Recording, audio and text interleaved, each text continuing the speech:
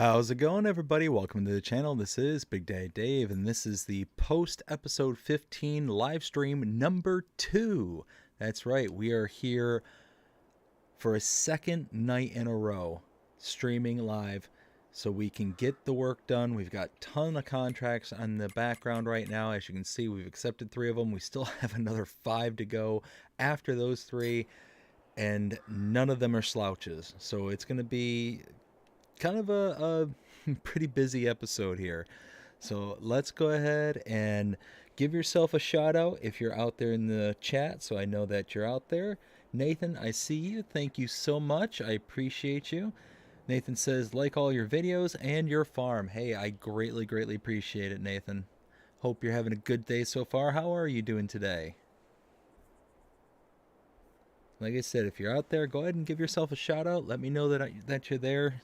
As I've said before, YouTube does not give me a like a roll call or a list of all the people that are out there. So the only way I know you're out there is if you say something in the chat. And we're just going to wait a couple more minutes to see who else kind of joins us here. And then we will get rolling. Jody, how's it going? Hope you're having a good day so far. I know we had a little back and forth on Facebook, and you said you were having a good day up until that point. I'm having a fantastic day. Thank you so much for asking. How about yourself?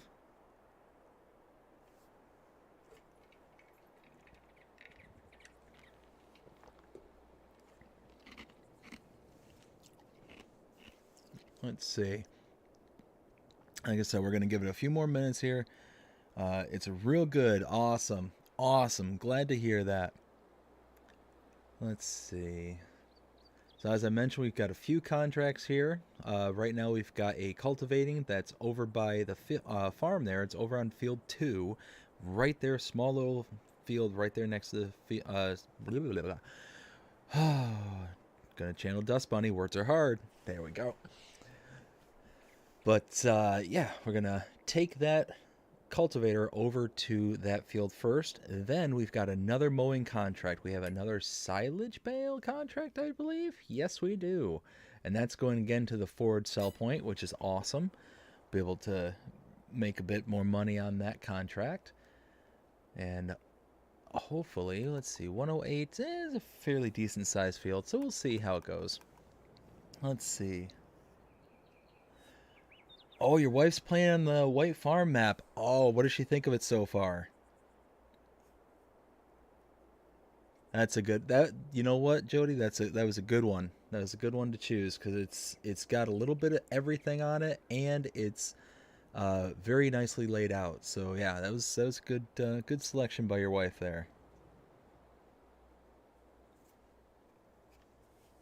And so we'll give it just 1 or 2 more minutes just to see who else joins us here tonight. And then people will kind of come and go as they please. Yeah, White Farm, that is a good map.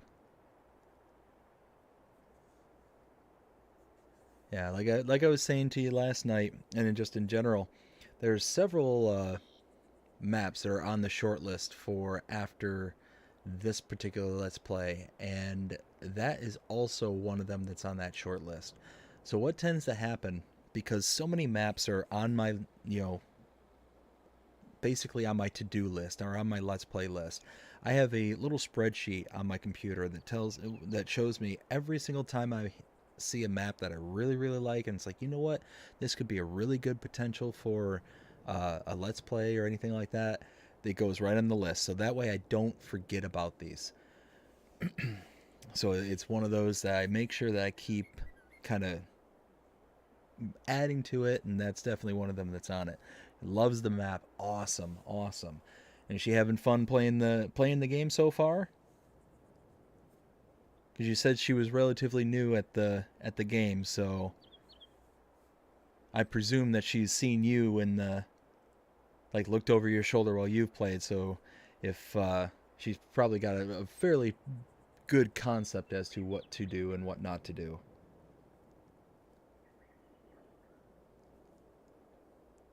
All right, it is 9:35, so let's go ahead and get this party rolling. So, like I said, first thing we're going to do is we're going to grab this Landini here with the well, with the weight and the cultivator. Let's see, I probably should have grabbed the...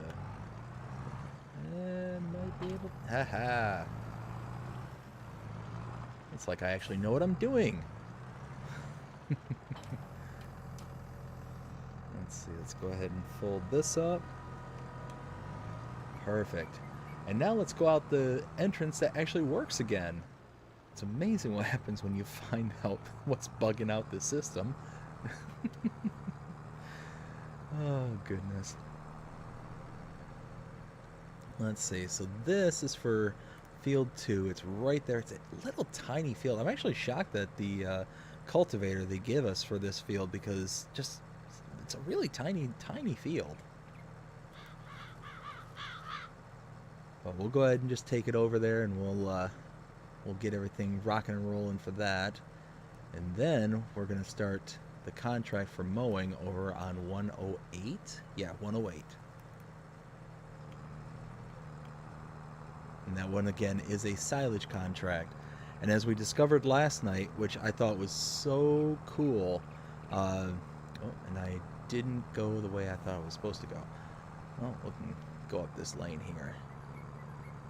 But one of the things we found out in last night's episode and live stream was the ability to actually take grass bales from other or from just anywhere on the map, and as long as you wrap it on the field that has a contract, it turns it into instant silage. So when I discovered that, my brain got to thinking, and it's like, ooh, is this a new thing? Like, if I need silage in a hurry, should I take a contract and just wrap it all at that particular location? And then you have a kind of a means to bypass the whole 48 hour, or not 48 hours, it's 2 months, I think, is what it takes to make silage. But you can kind of skip that whole process. So that was really cool when I found that out. But again, it's one of those, you're kind of cheating the system, but again, it's one of those, people will play how they play, and I don't begrudge anybody a bit with how their gaming style is. I think I need to go this way, if I remember properly. I could cut through the farm and then just go through the side entrance, but this way works too. Look out, deer. Let's see. She really loves playing the game. Oh, that's awesome. That's awesome. Glad to hear it. It's always great to have people like be introduced to the game and be able to, get some fun out of it, and bring more and more people into the fold. Let's see. Let's drop this down, and here we go.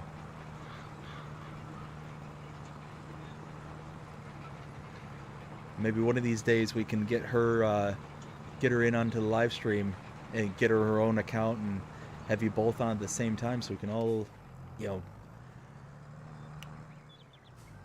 kind of chit chat together.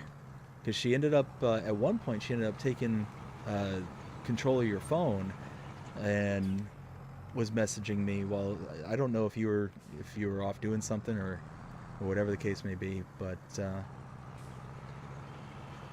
That's if she's interested in the channel and whatnot too. Let's see. God, this is a really tiny field. Like, I'm shocked in just how large of a cultivator they gave for this contract.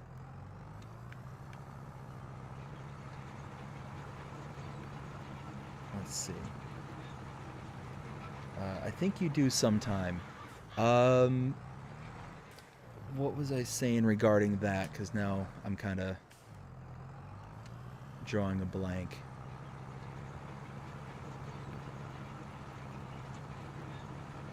I feel like 3 passes and I'm going to be done with this whole field.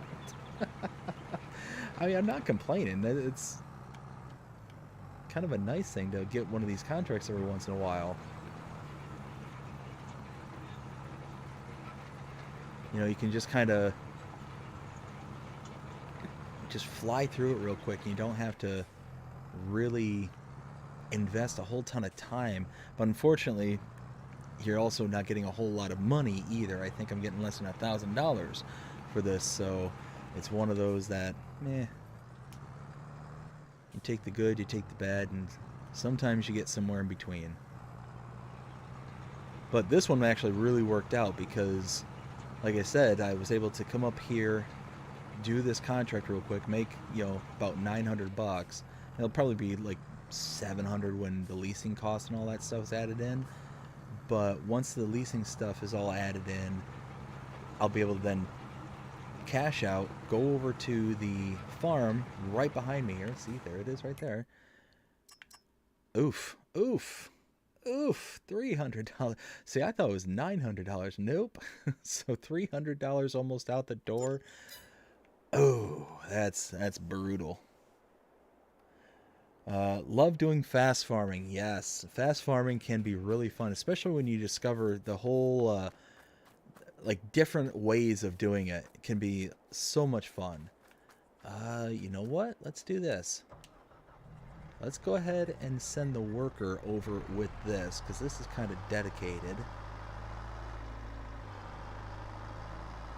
We'll send the worker over, and then I'll drop off the trailer here. And then we can just head over to the field with the mower. So we're going to have a little bit of back and forth with this particular one. Right here. Perfect.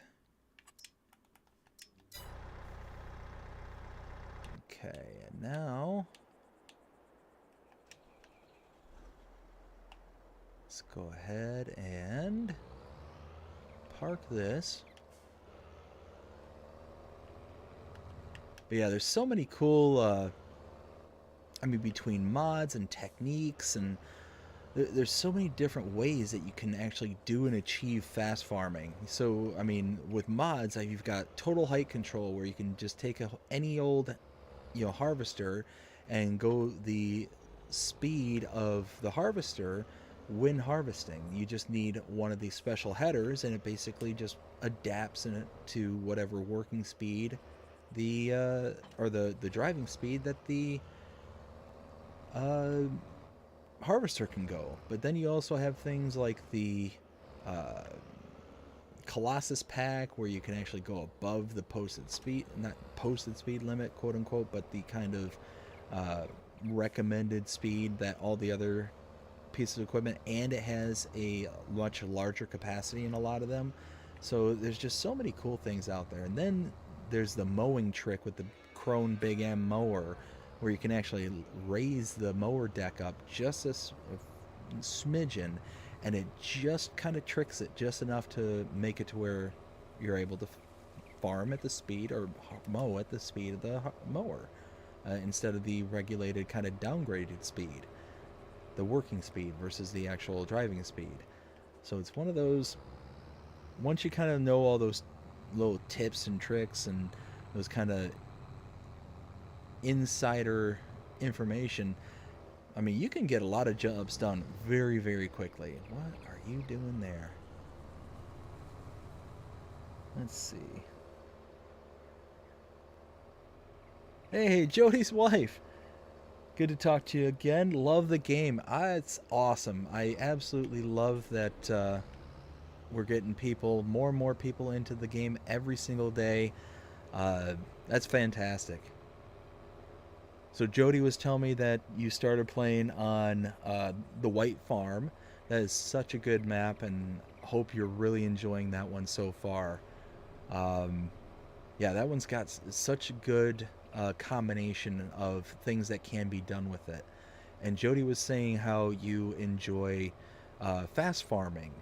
I know Jody, he seems very very keen on like forestry work and stuff like that. Is there a particular type of farming that you tend to go for? Not like fast farming, but is there like arables where you're doing kind of the big harvester jobs, or is there grass work or forestry? What kind of stuff do you find that you like so far? Let's see. I appreciate you recommending some maps. Hey, no problem, no problem. Like I said, and I'm sure Jody will tell you that we really try to be a really cool community here where we're all kind of, whoa, I am so glad I caught that on camera. I will, you know what? I was going to come back and deal with that in a second, but I can see that getting really out of control really fast. Huh. Oh my goodness. I just gotta love the AI and stuff on this game. Oh goodness. Alright, so at least the field's right over here. So we'll just kinda pop this off to the side. I think right here will work just fine. Oh, brakes, brakes, brakes. Couldn't stop there for a bit. And there we go. Let's see. Like harvesting crops. Nice, nice. So yeah, it's one of those that it's really funny about how your taste with this game changes over time. Once you start getting more and more comfortable with the game, you start kind of branching out and doing new contracts, new farming styles, new just pretty much anything. And you eventually grow into some of the things that you might not think is like, oh, that seems boring, or that seems too tedious, or whatever the case may be. But eventually it kind of turns into something that's like, ooh, you know what, this is actually a lot of fun. Why did I wait so long? And a good example that I give for that is like the use of the precision farming. So not something I'd recommend to new players, precision farming, because it adds so much deeper dynamics to the game. But it's one of those that once you get kind of your head wrapped around the mechanics and all the different functionalities that precision farming adds to the game, it really makes it to where you can really kind of almost get a whole new feel for the game. So the use of precision farming allows you to incorporate things um, like the slurry spreaders and manure spreaders, which you can use that in the base game. It's not that you can't use them, but I find that in the base game they're not entirely necessary unless you're just kind of looking for a means to just use different equipment kind of thing, because you can get the same results by using just the fertilizer spreaders. You can just use lime and fertilizer and you can get the necessary fertilizer states in just that kind of one machine. But in precision farming, you are very much encouraged to have things like a slurry spreader, like a manure spreader, because it gives you a higher yield, not a higher yield, I'm sorry, a higher bonus, because you get a precision, what do they call it? Oops, let me check.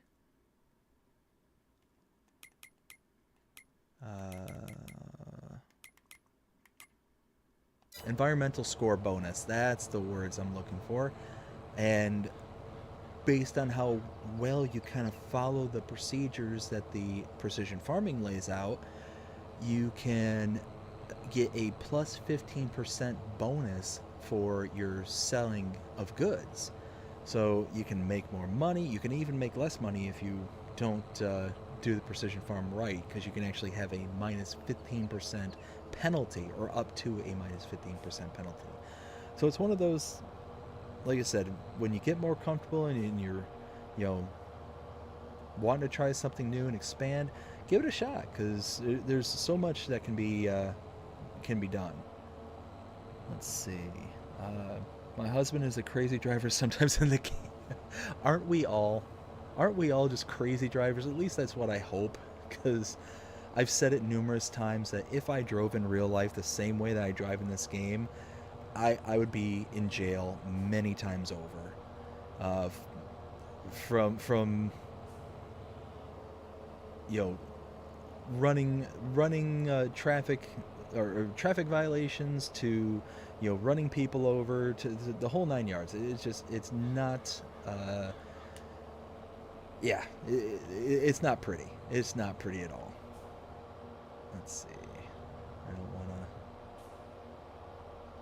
don't want to mow down all these bushes if I don't have to.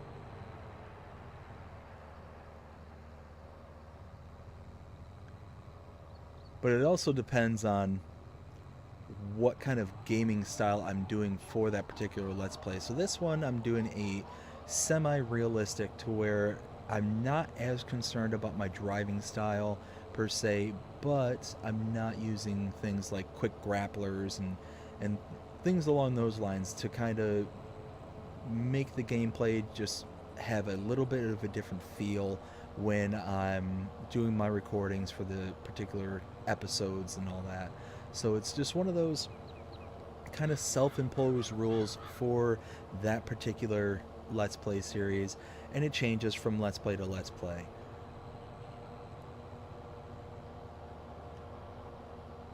So let's see, we've got maybe 2 more passes, I'm guessing. And then we can go and grab the... Oops, what am I doing? We can go grab the baler. And after the baler, we can grab the wrapper, which is already here. And then we'll have to run back and grab the trailer. So this field went by... These 2 contracts went by really fast. It just... I don't know. It just seems like... almost seems like the opposite of last night's live stream. Because last night, holy smokes, I did 3 contracts and it felt like it took forever. We were on for almost 4 hours last night. Yeah, 4 hours. It was like 3 hours and 45 minutes, and that whole time was dedicated to 3 contracts. It was crazy. Let's see. What are some crazy, is that recommends? Like it is regarding mods or regarding,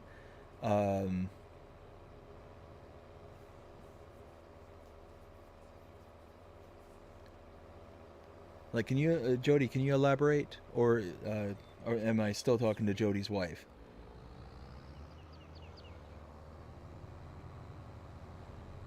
Whoa, there's a tree there. Actually, that was a light post.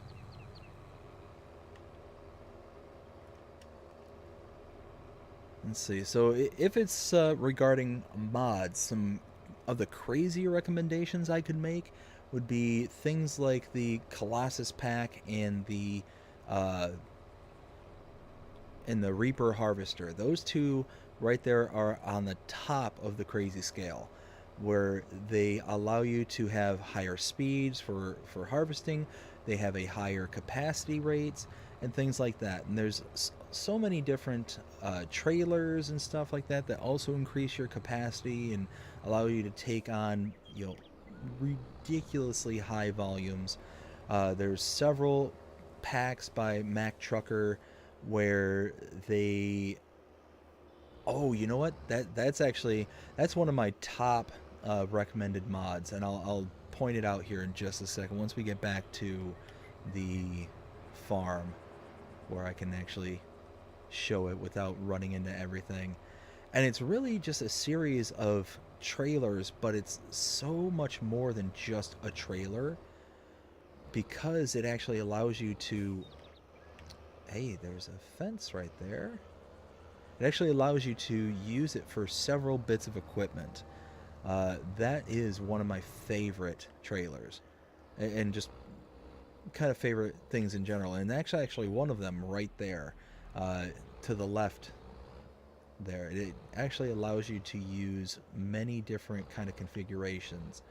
So let's go ahead and drop this off like there.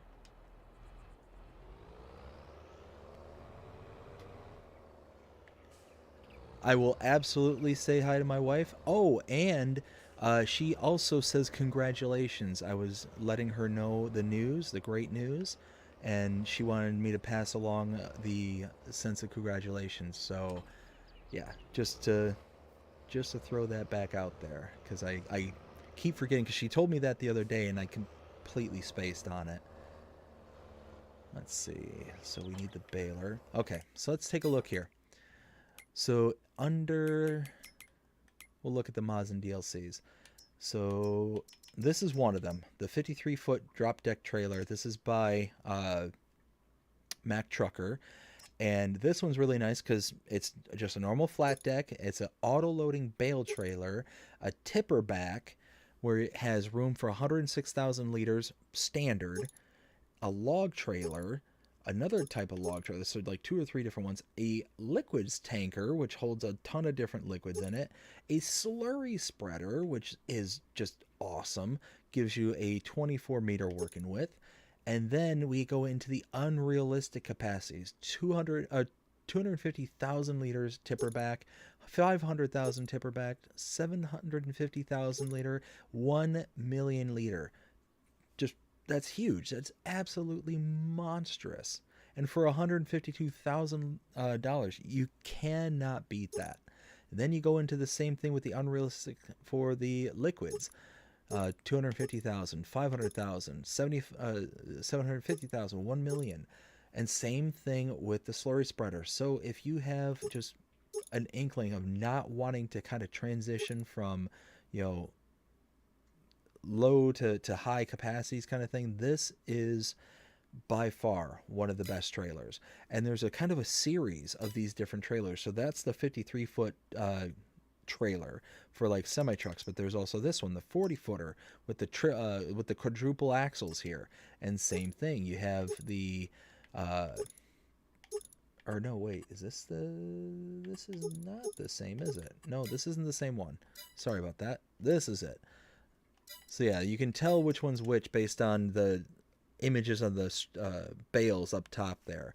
So this is the 30-footer. This is the triple axle trailer version. The same version and same kind of stuff, different capacities and different configurations.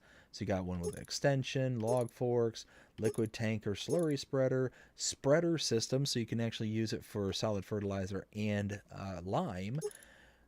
A livestock trailer, which is cool, and then you have the unrealistic capacities.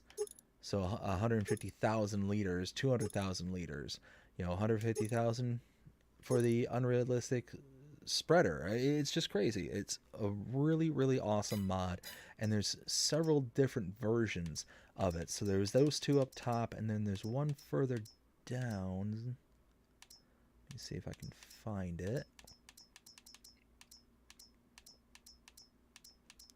I think it's either a 20-footer or 25-footer. I think they call it the small. Now I'm thinking, there it is. Yep, small flatbed. So they basically have a small, medium, and large version. Mac Trucker does. And you got, again, the flatbed trailer, auto load bales, tipper body, log fork, liquid tank, liquid slurry spreader, and there you go. This one doesn't do the unrealistic volumes, though. So this one's kind of the outlier, but it's an awesome starting trailer. And for $18,500, you can't beat that price, especially for an auto load bale trailer. And then you get the tipper back for, which is, I think this is the one I have over in the carport area, 24,500 liters. But you can switch it around to all sorts of different kind of stuff, which is really, really nice. Let's see, that's a neat, yeah, that I really do like that trailer, and that kind of set from Mac Trucker is a really, really nice one. But let's see, some other kind of crazy mods that I would recommend. Let me think about that one, because you've got, oh, you know what, there's another one that I would recommend, again by Mac Trucker. It's a stone picker. Now, from what I understand, that one's been having some issues. People have been having some issues with it, but I'm not exactly sure all the issues that are being experienced at the moment. But it's the same exact design of the trailer. It's just got a really ridiculously wide pickup bar.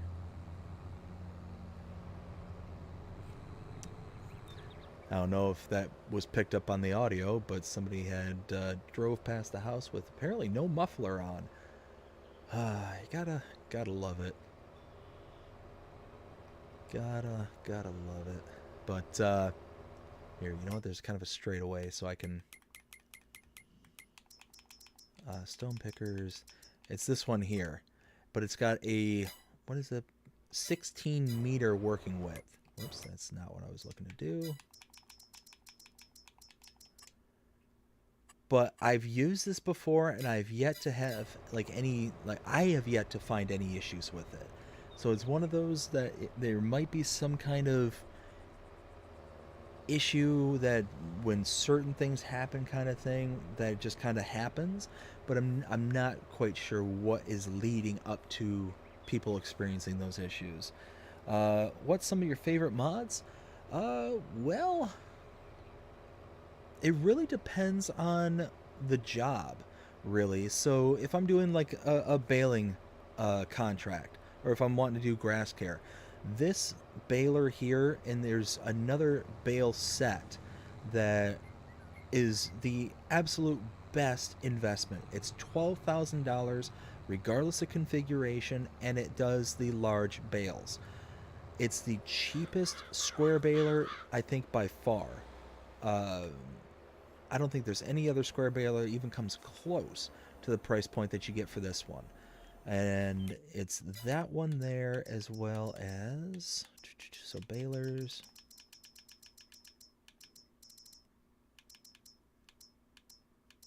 Yeah, it's these three here. So you got the John Deere balers, so it just comes with these 2 packs here, and then the Krone baler as well. I've used the John Deere's in previous Let's Plays, so that's why I did this one. But you can see starting price $12,000, and it doesn't, or it does adjust. Okay, so 14,000 I think is the most expensive that you'll pay for this particular baler. But being able to do full-size bales, and it has a little bit wider than usual pickup, so that one's really nice.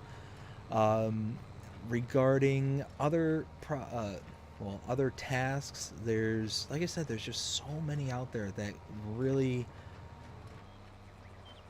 it just really depends on the task being done where I can really find utility for favorites. But actually, speaking of favorites, I have a video of all, and it was made not too terribly long ago, maybe a few months ago, but it's all my favorite mods, and it's all based on the individual category that those mods reside in. So I basically go through all the individual categories, from vehicles to tools to objects, and I go one by one and say, this is my favorite mod here, this is my favorite mod in this category, and so on and so forth. So it's one of those that yeah, that one is that was kind of a big lift for that particular. Oh, that's a part I haven't cut. But that was a big lift video, because I had to go through each individual section, and the kind of issues that you have with kind of selecting your favorites, because you don't want to just single one of them out, but when making the video like that, you kind of have to. And that's what I ended up doing, is I went through each and every single one of those categories, and eventually found this is the one I say this is my favorite, and kind of go from there. But yeah, that's kind of the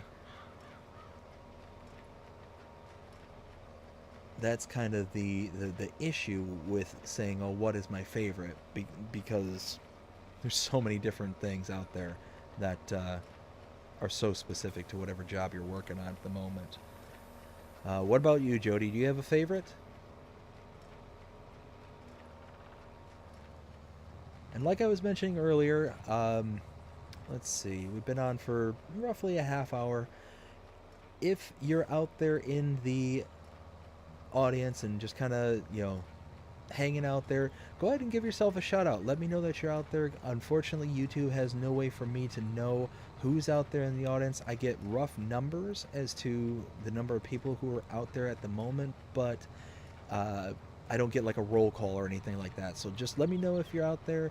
I can send you a shout out and say hey, because yeah, it's one of those that I love to know when people are out there, and love to know who all is kind of just hanging out. Let's see. Uh, let's, I hate when the baler drops it right in front of where I need to go. Is contract good to do? Um, so it really depends on the contract, really. And it really depends on the situation you find yourself in. So if you're in the need of money, then every contract, regardless of what it is good to do, because you're always going to make something on the contract. But it's one of those you saw, like in the first contract that we did there, the cultivating one. It was $300. I mean, it's one of those. Was it really necessarily worth doing? No, but it's $300 that I didn't have before. Money is kind of an issue at the moment because I want to be able to do things for the Let's Play series, and without money, it makes those things very difficult. So yeah, it was only $300, but it's one of those where I can justify it because I was able to then go up to the shop, drive that piece of equipment. It was right there next to my starting farm, and it made a kind of a good, segue. And it was quick. It was really, really fast, maybe 5 minutes worth of work, and it was done. So at the end of the day, it's one of those I can't complain too much. But some of my favorite contract works. Let's go into that one. Uh, some of my favorite contracts to do are baling. Love baling contracts, especially when I decide to do like a trade in for cash. So especially silage contracts are some of my favorite because you can make so much money off of silage contracts, and you can make it very, very quickly. You saw in last night's episode where we did one silage contract and two hay contracts.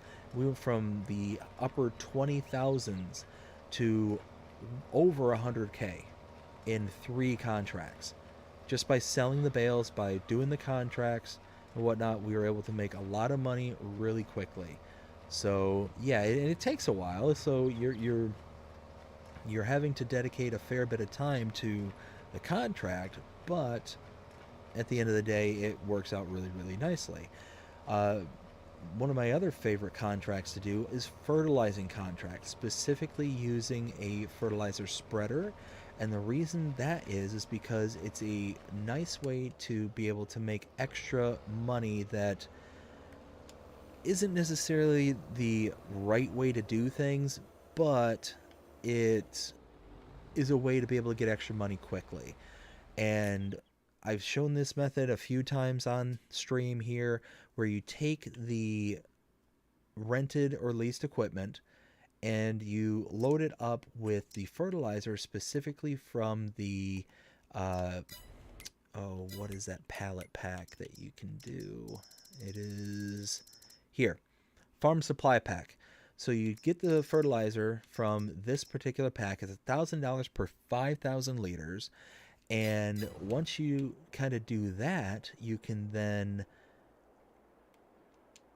use the money that you get for the contract, and you can fully load your fertilizer after the contract's done. So you can, after the contract's done, you go back and you fill up that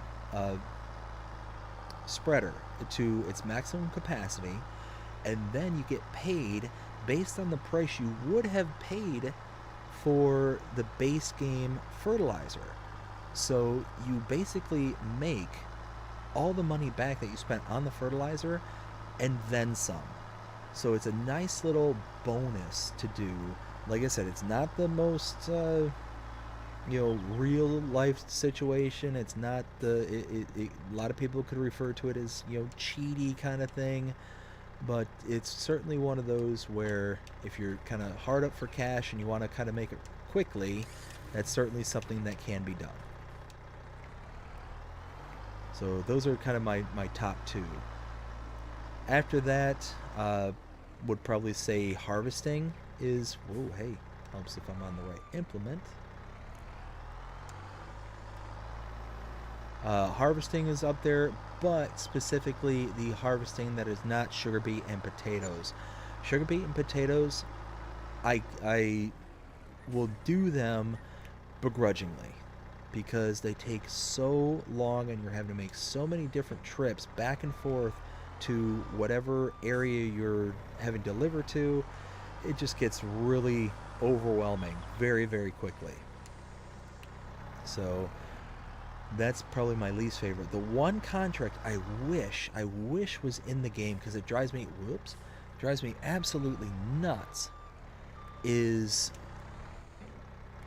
stone picking. I wish stone picking was a contract available in the game, because what ends up happening is, you can see, we can use this as an example. Look at all these fields with stones in them. All of these with stones. And it'd be really nice to be able to have a stone picking contract and be able to have that little bit of extra.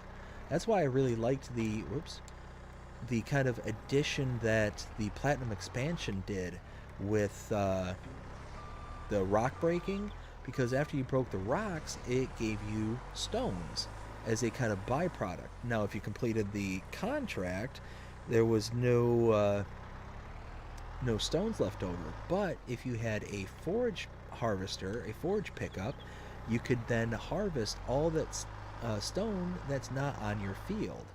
So it's kind of a nice little workaround for getting stones, and getting a fair bit of stones. I mean, per contract, I think it was like 2,000 liters, maybe even more per contract, and you can get 2-3 contracts per season kind of thing. So you got stones really quick on that one if you went out and purchased a forage pickup, or if you lease one. Let's see, how much is this contract? So this contract is almost $7,000, but like we did last night, we're going to go ahead and sell off all the bales that are silage. So we're going to be making the $7,000 from the contract plus the bales. And what's nice is, because we're using all of our own equipment, we are keeping 100% of the contract value. We're not having to pay any leasing costs or anything like that. So that's one thing, especially with a baling contract. Leasing costs can be a lot because you have to lease a lot of equipment. So it's one of those that this tends to be one of my first sets of equipment that I own outright, is anything to do baling with, because you end up saving quite a bit of money on leasing costs.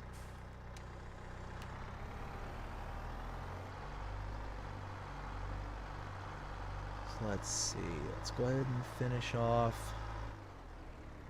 Again, this is not a large field, and I was saying this last night, but it just seems like you get so much product, so much grass off of the fields.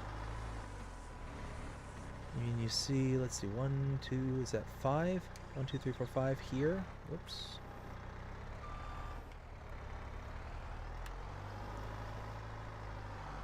Plus the 1, 2, 3, 4, 5, was it 6? So 11 full-size square bales. Oops, there we go. So it's one of those that for such a small field, and actually 2 acres, it's 2.06 or 2.09 acres. For just 2 acres and having 11 full-size bales, that's a lot. Oh, there, easy, easy, easy.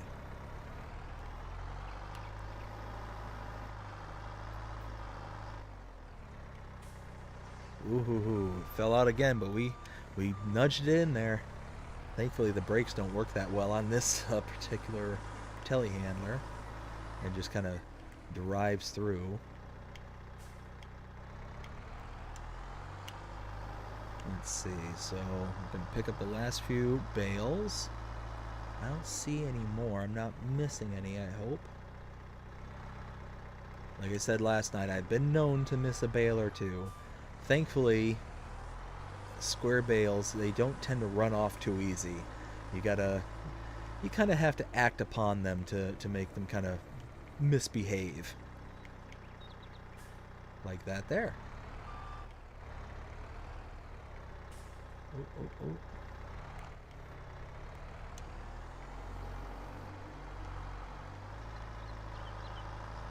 Oh, hey, where? What? What just happened? Why? So this particular bail grabber, I do like it in theory, but it can be very temperamental. Like, it doesn't always want to work properly. And don't know what the story is with that. Let's see. Harvest and some barley. So those are on the docket here. So I do have several harvesting contracts. I have, let's see, triticale, sorghum, another sorghum, mile, and mile. So no barley on the docket here, but we got some good substitutes. And I don't think I've actually harvested mile yet. I think that'll be the first time doing a mile contract. I could be wrong about that. I don't want to say definitively whether or not I have or not. Let's see. Come on, slow down, slow down, slow down. Brakes, brakes, brakes. Why? Why will you not slow down?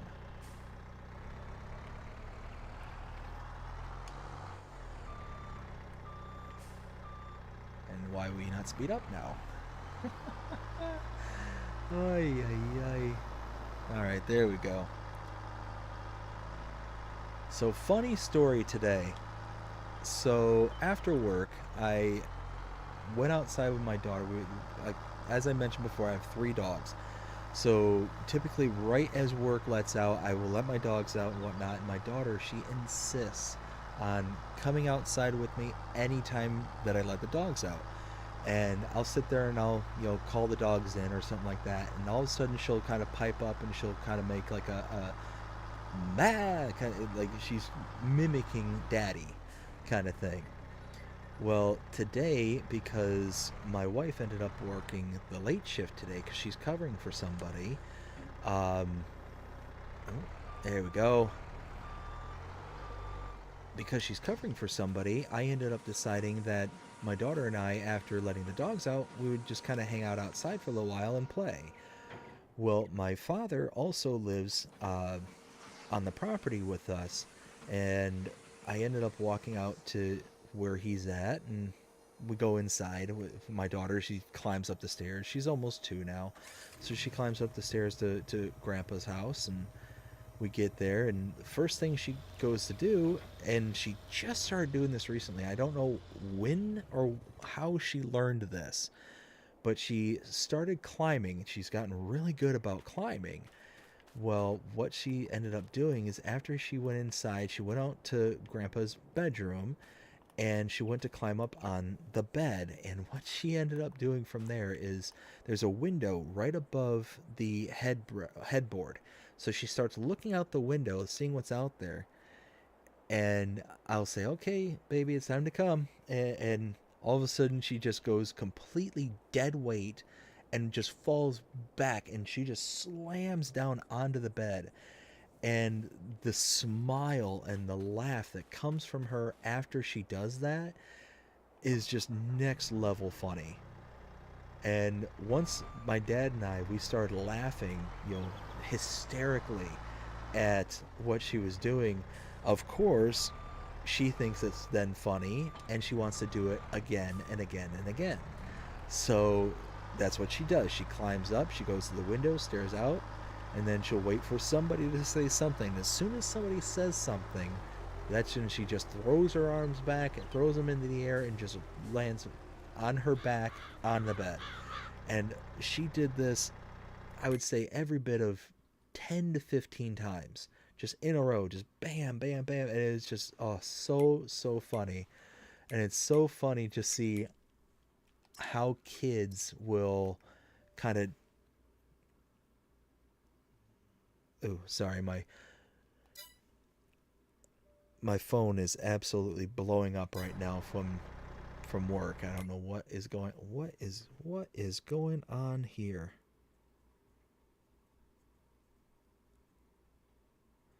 Okay, apparently somebody at work decided that they were going to release about 30 emails all at once. I don't know what just happened. But thankfully I'm not working right now, so that's tomorrow Dave's issue.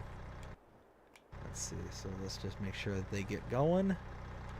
Perfect. And now, whoa. Now we'll go ahead and bring this into the yard, and we'll grab the bale trailer and we'll load up all those bales. We'll see just how many we got total. I think it was 11 total.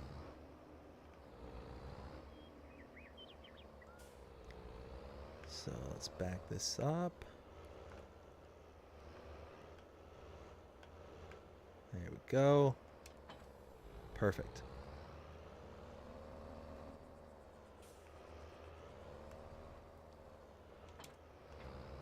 And now we're going to have a worker go out and deliver this to the field. And while we're doing that, I will then hop over to the harvesting equipment, start getting that all staged. So let's go. Let's see. Want to.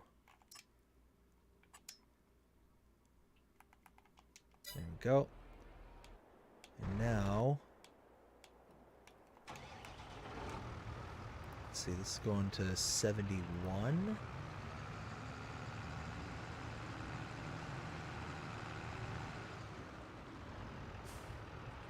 Go back up. And we're just gonna have workers just taking things everywhere, left, right, and center.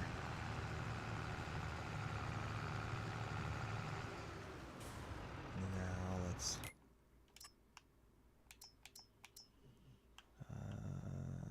this one. So probably go here.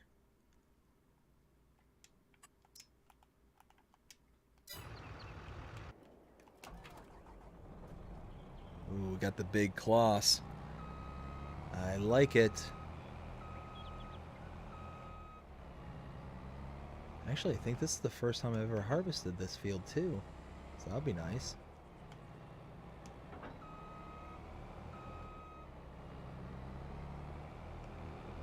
Oh, is this the trailer where it doesn't, it just snaps in place? It doesn't actually orient it properly?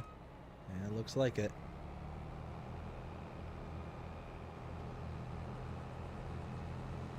Okay, well, hopefully we can get it out there without too many issues, but it is overhanging quite a bit. Get some space here. Oof. It's no bueno. What's your favorite harvester? Well, if we're talking real life harvesters, like something that isn't, modified or anything like that, I'd have to say I tend to be kind of a Case fan. But pretty much anything Case I really do like. I'm not terribly large into let's say like John Deere or whatnot, and I used to love John Deere when I was younger, but it was because it was so iconic, one type of thing. But the problem that I had with John Deere, especially here in the recent past, are kind of the right to fix your equipment.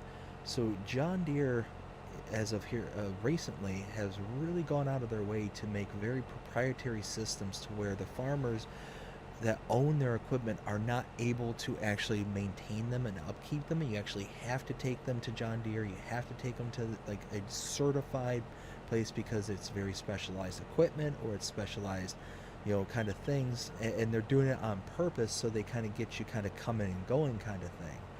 So it was one of those that when all that kind of stuff was happening, really didn't like that it was just a way to kind of to get extra money kind of thing. And it was just, when it comes to farming and whoa, well, that's not good. See, that's what I was talking about.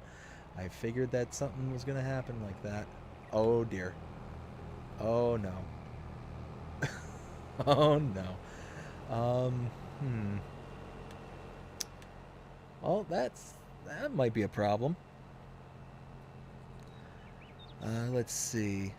I love that John Deere Harvest Fast header. Yes, that is a good one. Now, if we're talking, unrealistic or modded or things like that, then probably my favorite harvester that's a mod is. Oh, this is the field I need to be in. Well, now I need to kind of figure out what I can do here, because this is gonna be a trick, getting this to decouple. Oh, no, no, no, no. Come on. Come on. There we go. There we go.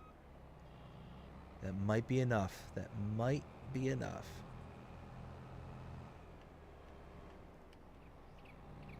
Yep, looks like it. Perfect. Well, now after I've driven in their field and destroyed, a good significant portion of their crop,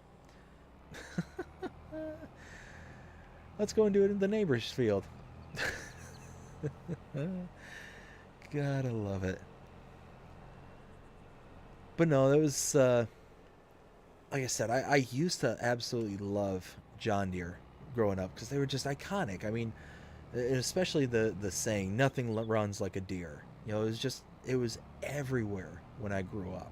So it was just one of those, like, I just absolutely loved John Deere. But then when they were kind of doing the whole, like, the rights to work thing, and the farmers were unable to maintain their own equipment, and John Deere was specifically going out of their way to do that kind of stuff, it just left a bad taste in my mouth, because it basically led the forefront for other manufacturers to do the same thing.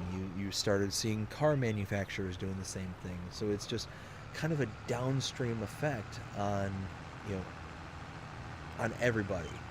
It's like, oh, well, if this company's getting away with it, well, then we could do it too, kind of mentality. Whoa, that's not what I meant to do. I just wanted to get this out of the way. There we go. Now let's head over. Ooh, hey. We got this here. Let's go ahead and load these. Button. Who's got the button? Now, as far as I'm aware, and I could be mistaken, but I think John Deere has backed off on that whole proprietary work efforts and things like that. I could be wrong about that, but last I read, that kind of made its way out the window. So that was kind of my whole to do with that. But yeah, when it comes to like unrealistic harvesters, probably my favorite one is, is the Colossals pack.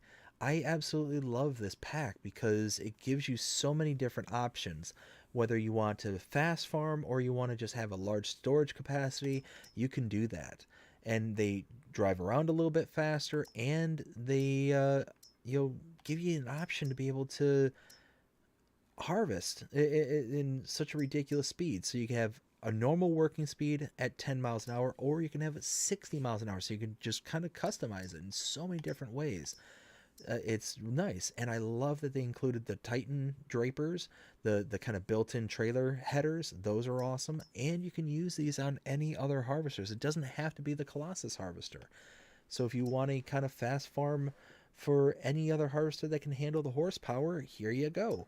If you want, just a little bit of boost kind of thing, here you go, kind of thing. Because I think it's normal working speed 6 miles an hour kind of deal.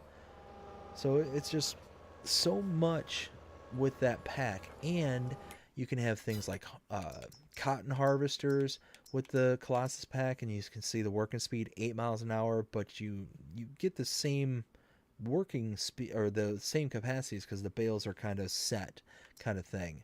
But you have a 40 mile an hour, and you have 1,200 horsepower. That's just ridiculous. So yeah, that's one of my favorite packs. And let's see, what's the other? There's other harvesters in that pack, and I forget which one. Did I pass it? Why am I not seeing it?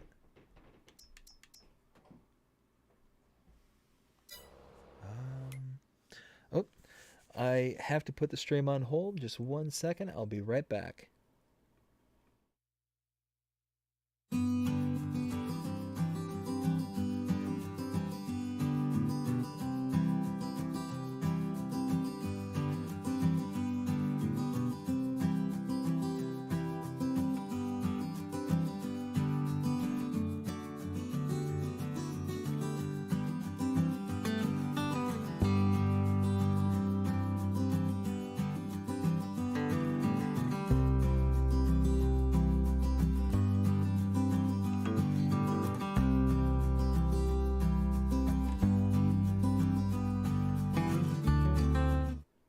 Alrighty, I am back. Had to again wish the missus a good night and sweet dreams.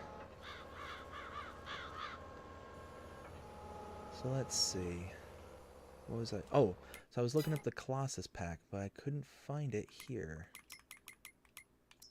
Harvesters.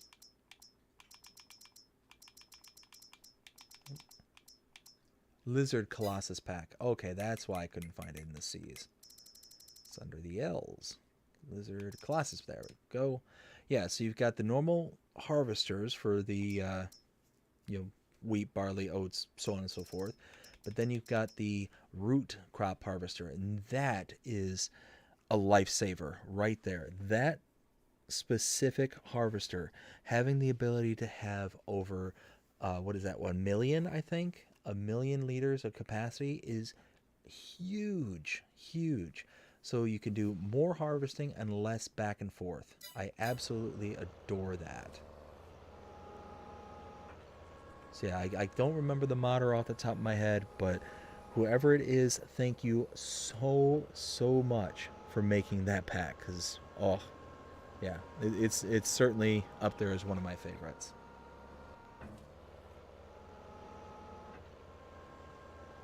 So let's see, we're gonna finish this. So it does look like we had 11 bales on 2-acre plot here. So yeah, it's got quite a bit going on the grass contracts. See, Jody says, John Deere is one of my ultimate favorite harvesters. And hey, that's... what just happened? Yeah, okay, there we go. Some reason it didn't want to fold up right. Oh no, it is down south of here. Okay. And that's awesome. Like I said, it's one of those... when it comes to the brands, it's basically what do you like more, Ford or Chevy or Dodge or one of those kind of thing. It's all just down to, I think, the individual's preferences, and a lot of it I think also boils down to what kind of experiences each individual has with a particular brand themselves. Like I said, it's one of those that if John Deere has retracted the kind of the inability for people to be able to repair their own equipment, things that they personally own, then that's awesome, and I'm happy, and they'd be right up there with one of my favorites again. But like I said, Case, John Deere, some other good American. Honestly, one of my favorites when I was growing up was New Holland. My father, growing up, had a New Holland tractor. It was just a little itty bitty thing, but it had the front end loader to it. I think like it was just a little personal little personal riding tractor kind of thing, but not like a small riding mower. Because oh, nice, 13 grand just in the, yeah. So you figure just by selling the bales, we made 13 grand plus the 7 grand from the contract. That's 20 grand for one contract and 2 acres worth of work. That's just top notch, top notch. I love it. As the song goes, I like it, I love it, and I want some more of it.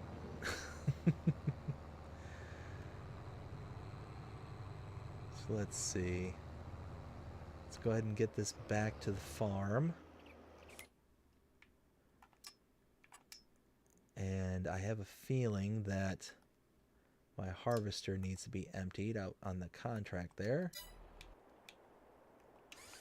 Let's go ahead and bring this in. Okay. Oh. There we go. There we go. Okay, now it's working. Are we going? Why?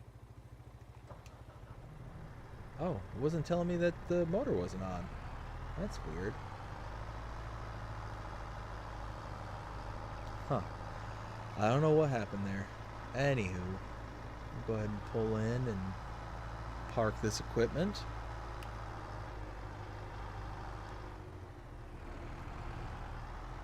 After we park this, we'll go ahead and start unloading that contract.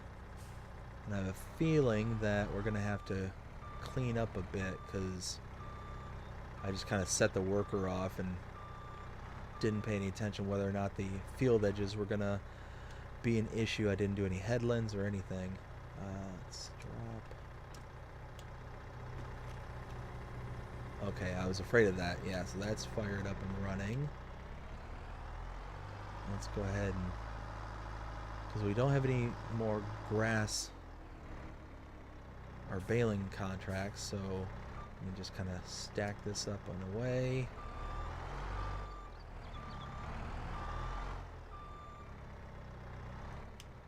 There we go. Oh yeah, that's definitely needs some intervention. Oh, Chevy Camaro. What year, Jody? So I think I've said this on stream before, but I can't remember off the top of my head. My father had an old 68 Chevy Camaro SS. That thing was a beaut. When we owned it, it was a black on black leather interior convertible. Was it the 383? I can't that I can't remember. But my father eventually sold it to my grandfather, and he fixed it up and turned it into an absolute beauty of a show car. So like I said, it was black on black with black leather interior. And after he got a hold of it, he changed the color to a candy apple red with black racing stripes, red bucket seats. Just absolutely gorgeous car. And my grandfather, he actually had taken several cars and restored them to showroom quality. He used to be a engineer for Ford way back in the day, and what he was doing was for each one of his children, he has 4 kids, my mother and her siblings, he bought one car for each child and fixed them up. And I guess the plan was when he passed, he was gonna give one car to each child, kind of thing. So it was just a nice little kind of gesture on his part, and like I said, they're absolutely gorgeous. He's got the old Chevy Camaro. He's got I think it's a 60, might even be a 70s Chevy Bel Air. He's got a '65 Ford Mustang and it just dawned on me I'm not heading in the right direction. That's all right. I'll head back in the opposite direction. That way we can head back and do the proper orientation. Let's see. What was the other car? So he's got the Ford, the two Chevys. I can't remember what the last one was. Was it a Barracuda?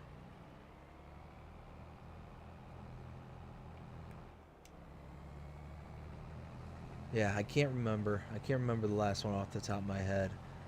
But yeah, it's been many years since the last time I've seen the old Chevy, and I got pictures of it kind of before and after, and just the night and day difference between what that Chevy Camaro was to what it is now is just incredible. And like I said, he stripped it down to like the every nut and bolt was just completely gone through, and brand new motor, brand new transmission, brand new brand new pretty much everything was in that car. I'd like to have an '86. Oh, that's a nice one too. That's one of those starting to get into that kind of classic realm. It's so I used to watch Top Gear a lot, the UK version with Jeremy Clarkson and Richard Hammond and James May. And there was an episode in particular where, I think there was a few of them actually, where they would kind of go through all the kind of cars that weren't yet considered classics, but were on the verge and were going to be classics once their time kind of arrived. And I feel like that specific model is one of those where I don't think it's technically considered a classic. I think it has to be, is it 30 years or older to be a classic? No, my mind's gone blank. Yeah, I think it has to be 30 years or older, and which 86? No, that would be over 30 years. So that would be considered a classic nowadays. What am I talking about? Yeah, I was born in '83, so yeah, I'm almost 40. What am I talking about? Ay, ay, ay. Words are hard and math is hard. Which, funny enough, math used to be my best subject back in the day. It was one of those where back in college, I took a self-paced math course, and I ended up graduating from, or not graduating, but I ended up passing that class in 2 weeks, and got an A in the class. So it was one of those that literally they just kind of give you the book, they tell you the material, and that you're supposed to test every week. But it was one of those that I told the professor, it's like, look, this is a self-paced course, right? I can go at my own speed and all that stuff, and if I finish this and finish this before the end of the semester, then what, do I have to continue coming to class or anything like that? And they're like, no, you can just stay home if you want. I'm like, I'll be back next week. And sure enough, I was in the class the following week, and I again pulled the professor off to the side and said, look, I'm about 3/4 of the way done. After next class, I will turn everything in, and if you wouldn't mind, would like you to grade it on the spot, kind of thing. Because it was one of those that if you took the self-paced, you could do revisions on the final exams, kind of thing, because you had to take an exam after each chapter of the curriculum in order to pass and move on, kind of thing. It's like I asked him, it's like, would you mind grading it right away, kind of thing, so that way I can know for certain whether or not I need to come back or anything like that to take up any refreshers or make up for anything that's lost, or if I'm just dissatisfied with whatever grade. And he was like, oh yeah, no problem, I can go ahead and break this out real quick, kind of thing, because it's all done not on Scantron, but it was all like standardized, so he was able to just, you know, slap through it really, really fast, kind of thing. And I ended up getting an A in the entire class and finished it in less than 2 weeks. So it was one of those that I was pretty tickled pink with that one. And then because the semesters were 15 weeks, I had basically 13 weeks without a course in that time slot, and yeah, it was just like I was there for the entire thing. Let's see. So I am filling up at that one. So let's go ahead and empty it.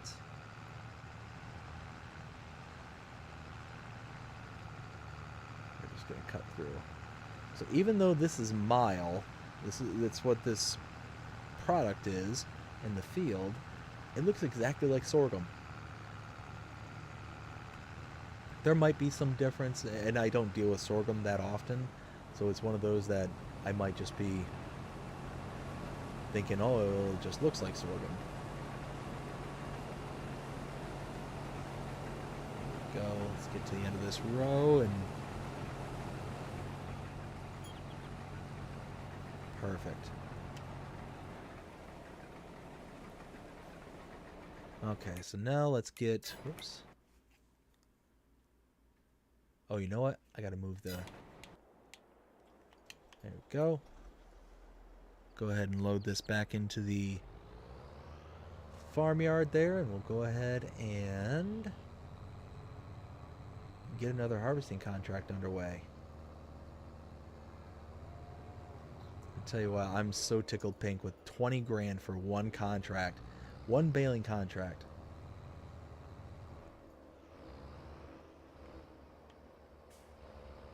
They are some of the most involved contracts, baling, if you're doing them to actually do the baling. Now, I will say a nice little workaround if you're at all interested in, you know, kind of, again, we were talking earlier about fast farming. One of the ways that I like to do baling contracts in particular, because ultimately it doesn't have to be bales that you deliver. It just has to be the product. It has to be hay or silage, one of the two. But what you can do is this production unit right here will make silage and hay, and it'll make it from grass. So all you have to do is bale up grass, bring it here, and let this thing just chug away, making silage, making hay from grass. And then all you have to do is then take it from here and deliver it. And then whatever bales that you have on whatever contract you have, whether it's grass or hay, you can then just get it as grass, bring it here, and then you just replenish. And you always have more than what you produced. Or you always get more bales from the contracts than what you actually need to deliver. So you just deliver whatever product you need until it's delivered, and then you do the mowing, baling, transport. Done. You cut out with silage, you cut out the wrapping, and with hay you cut out the, what is it, the tedding. So you save steps. It's really, really nice, and it makes it just that much easier. Now let's we'll go with this one here.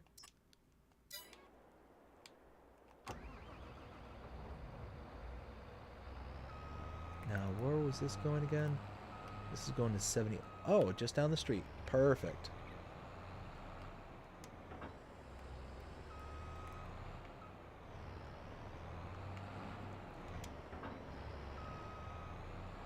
That should. There we go. Perfect.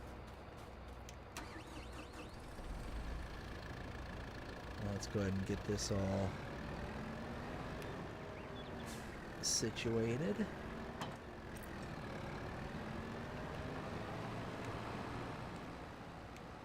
Now, going back to the whole dream car discussion, So my absolute favorite car was actually one that I owned when I grew up. And if I had the ability, if I had the funds, I would absolutely build from scratch an old 89 Bronco. I had an 89 Bronco growing up, and I absolutely loved that car. And that thing was darn near bulletproof, that car. I think I told the story of when I drove it from Michigan to Florida. For the vast majority of the trip, I had no rear transaxle fluid because the gasket had blown, so it just wasn't holding any fluid whatsoever in the the rear axle. The thing that finally made me get rid of it is that it developed an engine oil leak from the oil pan. It was just one of those that I just wasn't willing to deal with it anymore, kind of thing. It was just one of those, it was getting to the point where one thing after another was cropping up and becoming such an issue that I just like, okay, I'm done. I can't keep putting money into this thing, and it was a northern truck, and anybody who's lived in cold weather climates knows just how bad vehicles get because of the salt and the rust. So it's just one of those that it was just a matter of time before this car was just going to be completely and utterly out of commission. So I ended up passing it on to a local Ford dealer and made it their problem. And they ended up giving me $600 for it, surprisingly. I was actually shocked. And that's with an oil pan with holes that were being held together with JB Weld. And yeah, I mean, that was one of my favorite trucks. I absolutely miss it. And it was just what's funny is it's just a stupid little feature on that truck that made me love it so much. And I discussed this again in one of the last live streams. Was this little foot pedal button for the high beams was one of my favorite features, because all you had to do is just tap the high beams with your foot, and there you go, you're all said and done, and you've got high beams. What is that? What is that?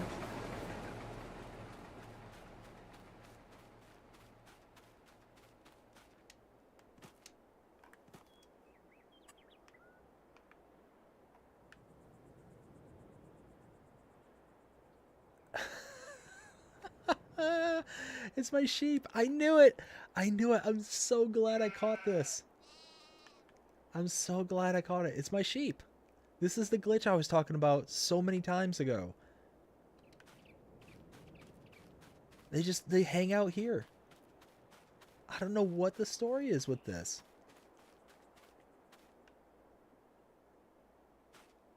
Yeah, Black Welsh Mountain. This is my sheep.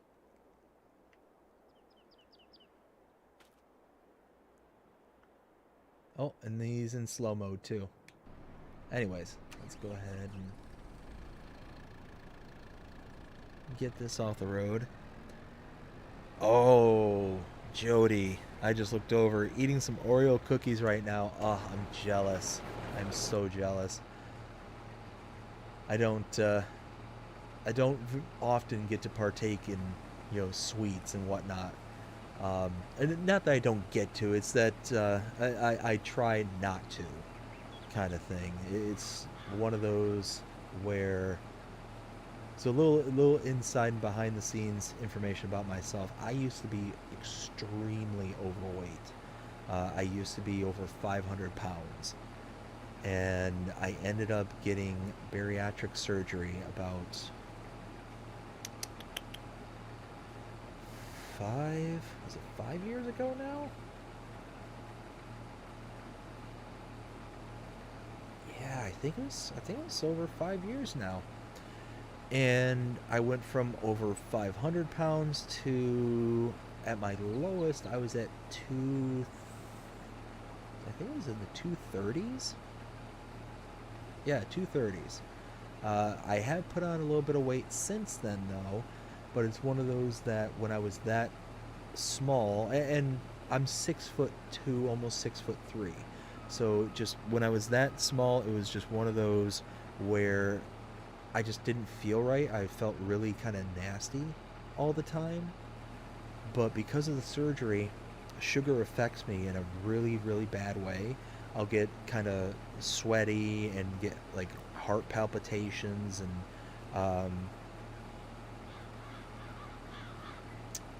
like jittery, like really kind of shaky.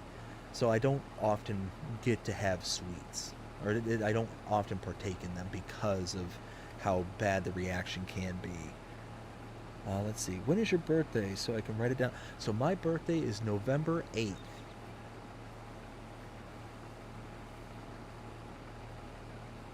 So yeah, not too much further actually. Just less than a month will be my birthday.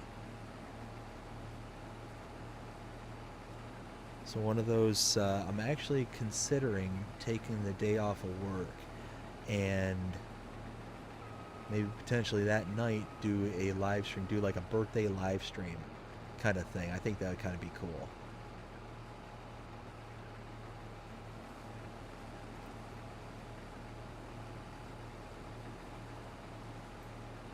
Let's see. So we're just gonna do the headland like we normally do. Let's see.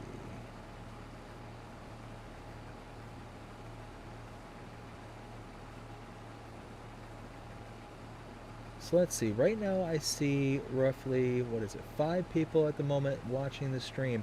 Go ahead and give yourselves a shout out. Let me know that you're all out there. As I've said a couple of times, uh, YouTube doesn't give me, kind of a roll call of who's watching. I just can see numbers. So give me, let me know that you're out there.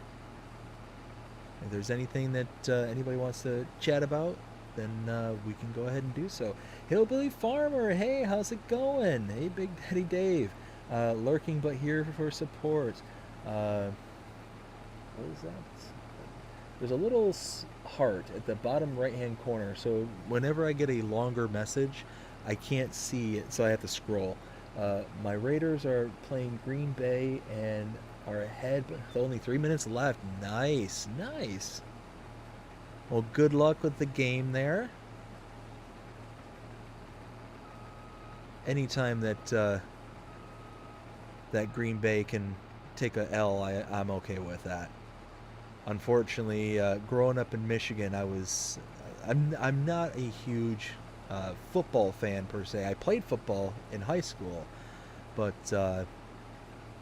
there'd be occasions where the Lions would always be uh, playing on like Thanksgiving or something like that. So it was very often that playing in the background kind of thing. So it was one of those where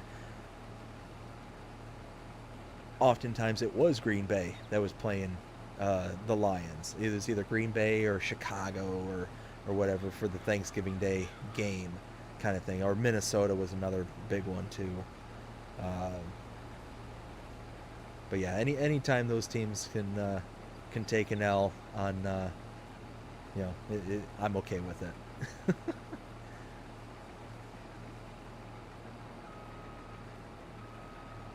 Let's see. Thank you. Score is 13-17.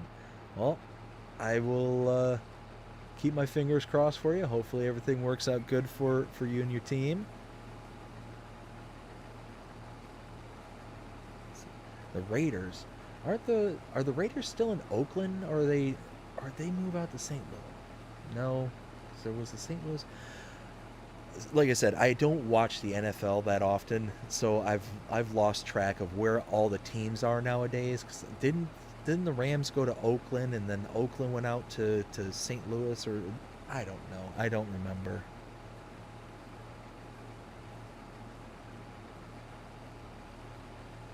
Let's see. 2-minute warning. They're in Vegas now. That's right. That's right. I forgot that after hockey came to Vegas, then they ended up moving out to Vegas. I completely forgot about that. Yeah, there's just been so many moves in the NFL on teams and where they've gone and all that stuff. I can't keep track.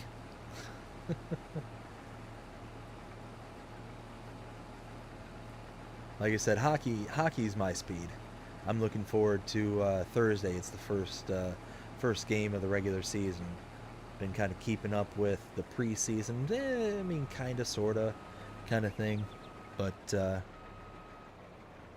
hoping that the Wings do a little bit better this year than they have in the past few years. But they've been slowly building up the team, slowly kind of getting better as the years go on. There was the last place or second to last place finish a few years ago, and there's certainly several places above that now.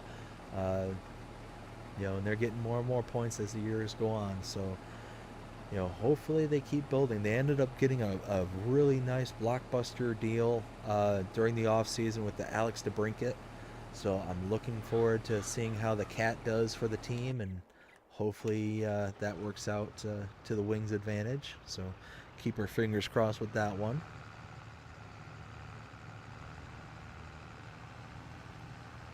But again, being from the north, you're either if you're into any sports, you're either a hockey fan or a football fan. That tends to be the two major sports up in the north.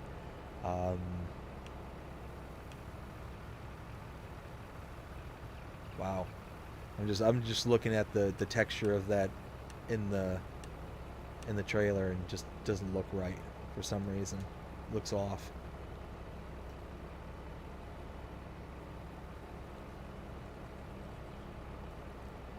But yeah, back in the day, I used to play football. Was defensive tackle, was offensive.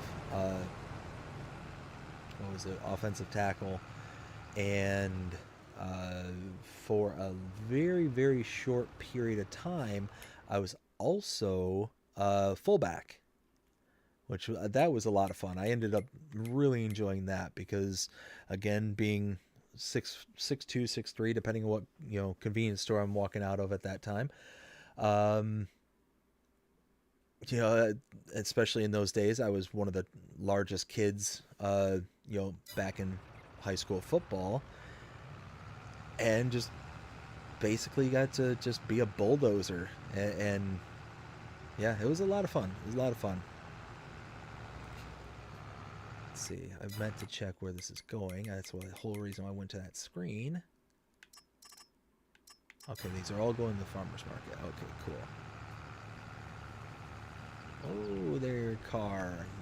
Yay! Bob and weave, stick and move. So yeah, we're trying to get as much of these harvesting contracts done tonight as we possibly can. So whoa there. It's that four-wheel steering that really can throw you off. This JCP and I think one or two other tractors has a four-wheel steer, and I tend to always disable it because it's too much at high speeds, especially because the JCB here can go 40 miles an hour at full speed. So I tend to disable that.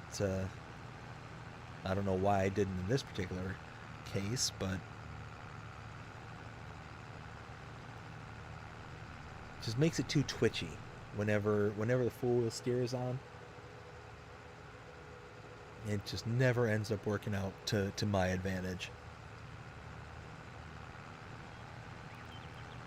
Let's see, so once we get all this done, get this dropped off, hopefully have maybe one more load from that contract. We'll see how that goes. Let's see what this gets us. Load this up here.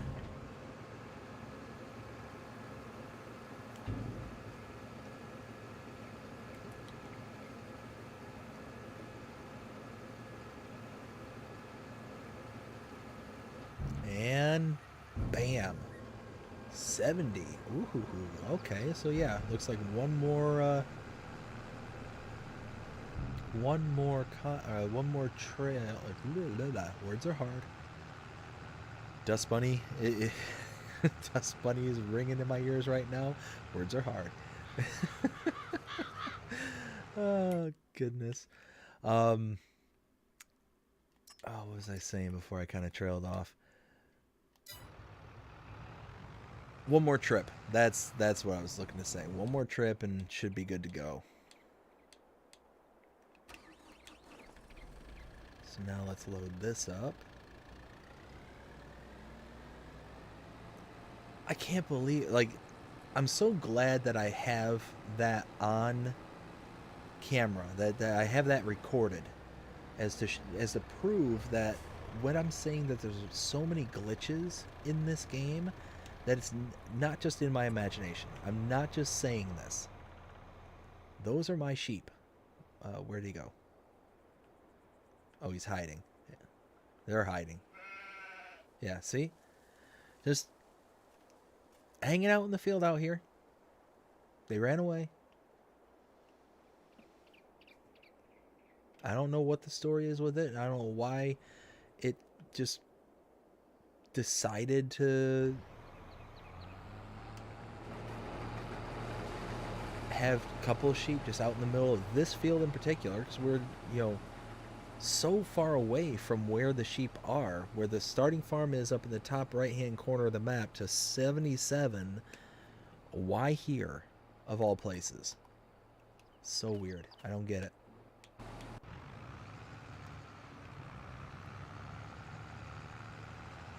But at the same time, I mean, it's not hurting anything. It's not, not the worst thing in the world. Whoa.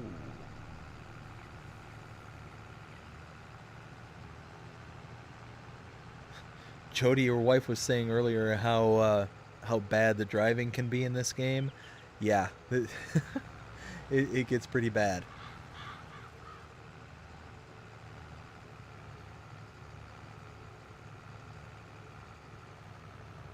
So let's see. I'll wait until they... Oh no, I'll go ahead and unload them, get them down to something a little bit more reasonable. There we go. Perfect. So once this is all emptied out, then I can kind of get the third contract up and running. Once that's up and running, we'll be able to just be bouncing back and forth, back and forth.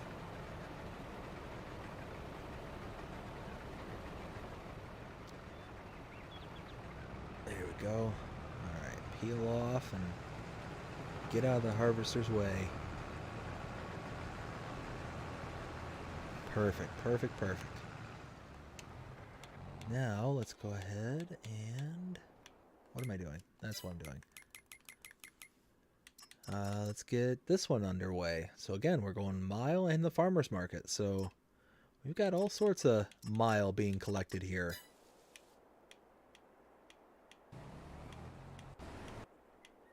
Oh, I want to get one more kind of row on this end because it's not harvesting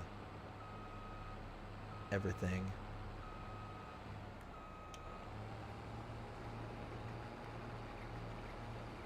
So how's it going there, Hillbilly Farmer? The suspense is killing me.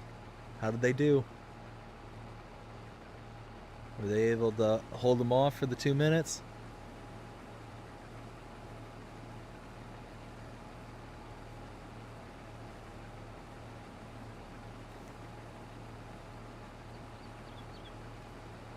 Oh, the suspense is killing me. It's and you know what? In all fairness, I could go and look on my phone and break the tension, but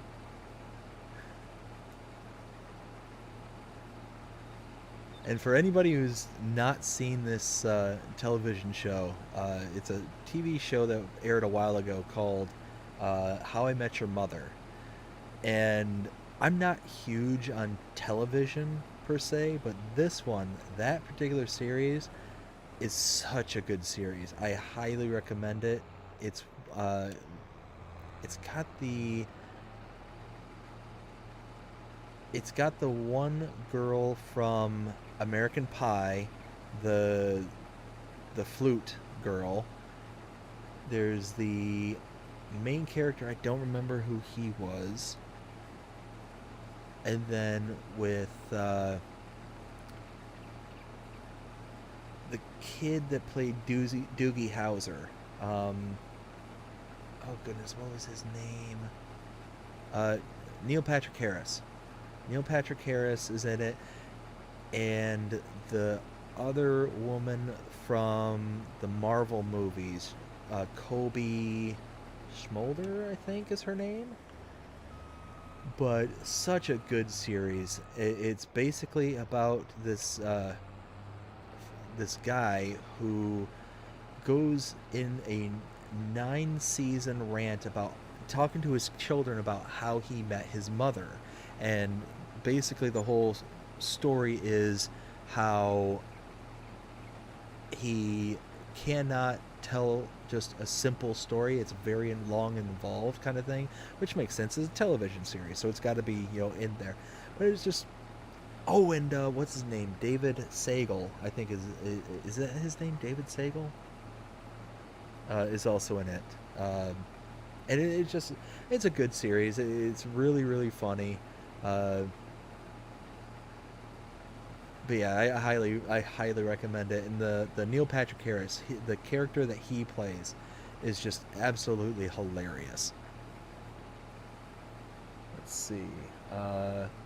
We intercepted in the end zone with 44 seconds on the clock. Nice. Uh, is uh, better start off smart or big? Yes. Yeah, I agree. My wife watches true crime stories. That's a good show too. I like that one. We won. Nice. Final 13-7. Nice. Congrats, Hillbilly Farmer. That's awesome. What week of the season are they in right now? Like I said, I don't pay too much attention to football, but one of those that I'm curious off the top of my head.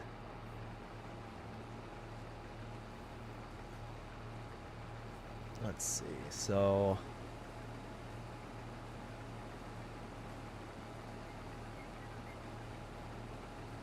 But yeah, no. So going back to How I Met Your Mother. So when I was, the reason that it kind of, oh, it is in the regular season. Okay, cool, cool, cool. But the whole reason that I had mentioned How I Met Your Mother is when the tension was brewing and whatnot. One of the lines that the character Barney Stinson, who's played by Neil Patrick Harris, it constantly comes up whenever there's kind of a tense moment, and Barney, like, hit that character Neil Patrick Harris plays. He's just this kind of like playboy kind of character, just kind of uses women kind of thing. It's really kind of a shallow character per se, but there's something about him that just kind of makes him redeeming. Like there's some kind of trait in quality that he has, and eventually kind of has this whole redemption arc towards the end of the series, which is really cool. But I don't want to give too much away. But one of the things that he does is whenever there's a tense moment and he's very completely impatient, very much into himself and into his own world kind of thing.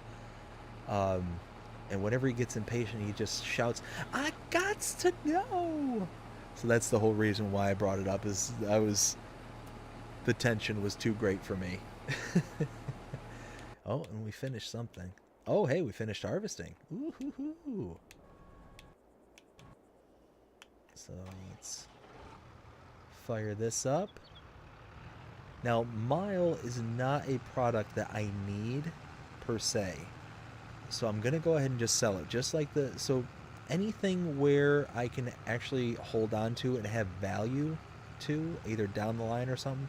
But I don't think there's any kind of particular use for the Mile or the Critical or anything like that, the Rye. There's no like actual like production value or anything like that. So it's just one of those where I have to just I don't have to, but I'm going to just get rid of it because again, money, money, money. Need the cash right now. So we're just gonna sell everything off that we don't need or have an abundance of already. Let's see. So now we're gonna jet over and sell this off. This is at the farmer's market, which all of the contracts I picked up so far are at the farmer's market. I'm just going to ride beside this person because there we go. Because this particular tractor, I do like this tractor, but I just wish it was more powerful. This particular tractor I think only has like either the low 2s or high 1s in horsepower, and it's nice because it goes 40 miles an hour, but it's just so hard to get it up to speed, especially if you're towing a trailer and you're fully loaded. So it's just one of those that I don't often invest in it because of the lack of power.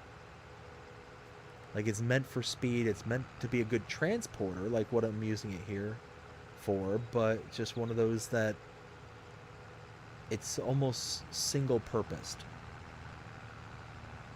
You know, built for speed and nothing else, but it takes forever to get up to speed, and if you have any kind of gradient like you can see here, you start losing speed. So it's just not my favorite. So let's go ahead, dump this off.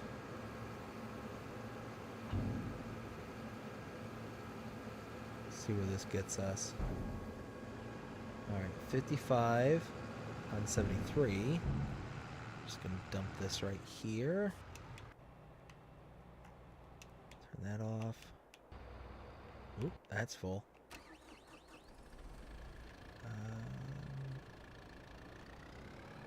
Let's see. So now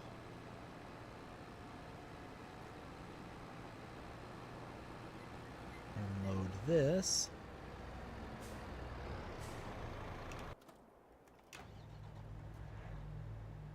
I'm gonna have to be very, very careful because I don't want to block off that worker, so I'm gonna have to be quick.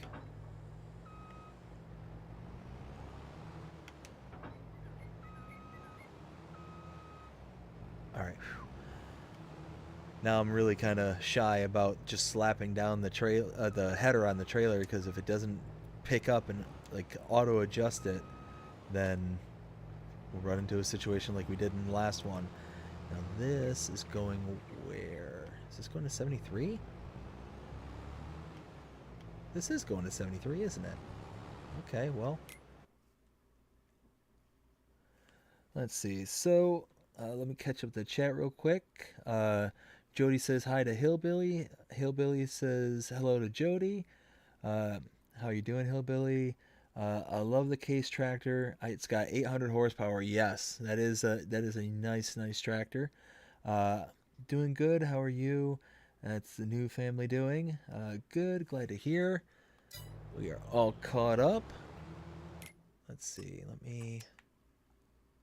So we're gonna park this right here. Unreachable. Lies. All lies.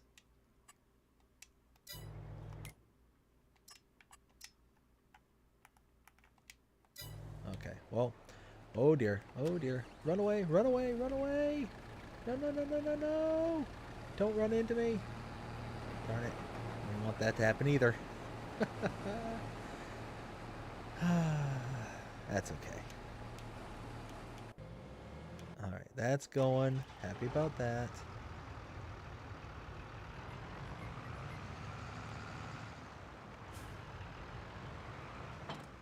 There we go. Perfect. Now,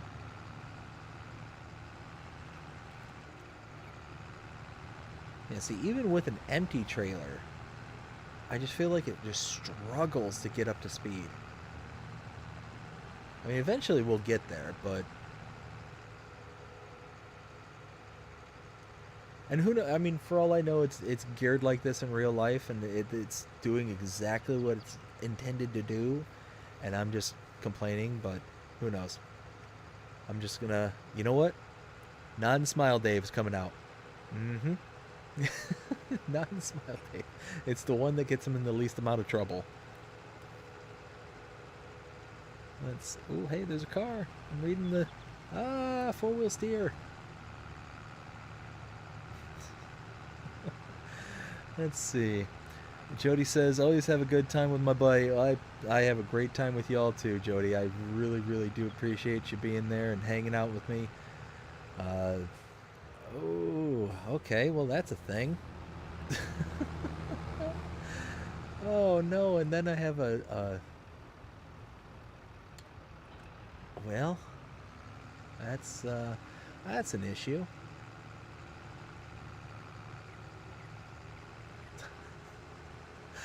Oh man, I'm batting 1,000 tonight.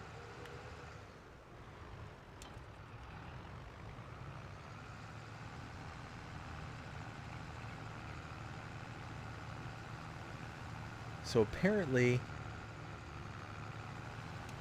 the trailer can hide like a ninja in the mile there, but the moment you connect to it, it's like, hi. You found me. Oh, shucks. Oh, goodness. And again, it's almost 11:30 and it's getting late, meaning that Silly Dave is coming out. More giggles, more laughs. Oh my goodness.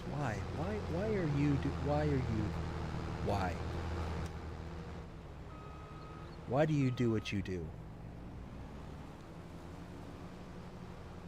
Let's see. Jody says, that's what I look for. That's what I look forward to every day talking to you. Is Silly Dave? You wait for it to get really late and then I start getting rambly and goofy. Don't worry, I look forward to it too.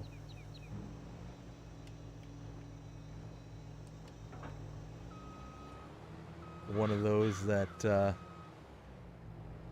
Silly Dave is Happy Dave. Happy Dave is energetic. We'll go with that. Let's see. So let's do this. Make a headland. Looks like I'll have to do maybe 2 on this end, maybe. And it looks like 2 on the other end too, because it looks like there's a bunch of trees that are right at the edge. Oh, hey, why is this a thing?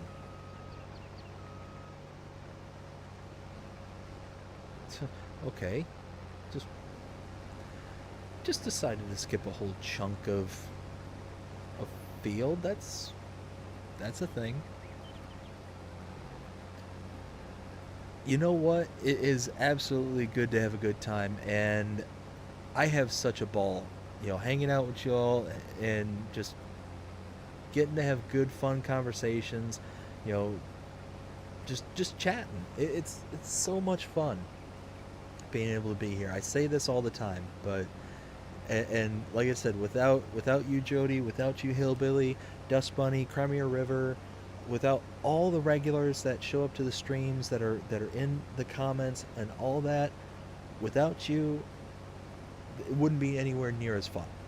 So let me go ahead and give you all a shout out right now, because you all are awesome. I greatly appreciate every single one of you. Like I say all the time, I don't have anything without you as as great people coming out, hanging out, and having a good time. So I greatly appreciate you all. I really do. And actually, while I'm thinking of it, and I said Crimea River's name, which kind of reminded me, I need to do my memberships and my shout outs. So I want to give a huge shout out to all of my Tier 2 channel members. First, starting with Crimea River, the original channel member, Tier 2. Thank you, Crimea River, so much for being my oldest and first, or I should say my longest tenured Tier 2 channel member. Thank you very, very much. as well as Mark K. Thank you for being a Tier 2 channel member. Really appreciate you as well. And coming back to the Tier 2 channel memberships, Deco. Thank you very much. I greatly appreciate every single one of you. I greatly appreciate all of my members and my subscribers. Thank you all so much for everything that you do, for all your support. I greatly, greatly appreciate it. And if you are interested in becoming a member of the channel, take a look at the main page there, my main page, and check out the join button where you can gain access to early access. That sentence didn't make any sense. Let me try that again. Where you can gain early access to edited content such as my Let's Plays and shorts. You can also have custom emojis, custom badges. Unfortunately, I don't think anybody is in the stream right now who can demonstrate what those custom emojis and badges look like. And let's see, what else? And if you are a tier 1, you get all that. If you're a tier 2, you also get the shout outs like we just did here right now during the live streams. So again, thank you all so very much. I greatly appreciate every single one of you. Let me catch back up with the chat. Nope, read that. Jody says, I feel bad sometimes. I'm not. No, hey, Jody, don't feel bad. Don't feel bad whatsoever. Like I say all the time, it's not mandatory. It's not necessary. You are doing everything that you can do to be an amazing bud and a great follower of the channel. You're very engaged with all the social medias and everything out there, so I greatly appreciate you. So do what you can. That is it. You know, I don't want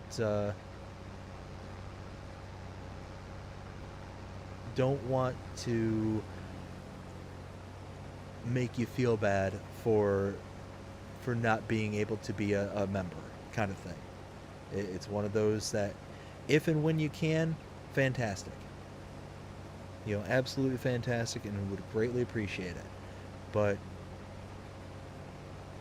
not necessary, and certainly don't feel bad about it, because it's one of those that, as I've mentioned many times, I set up the memberships specifically in a way to where, you know, there's not exclusive content or anything like that. It is just a mechanism to be able to show additional support if I have a product that you enjoy, kind of thing. So one of those not worth feeling bad about.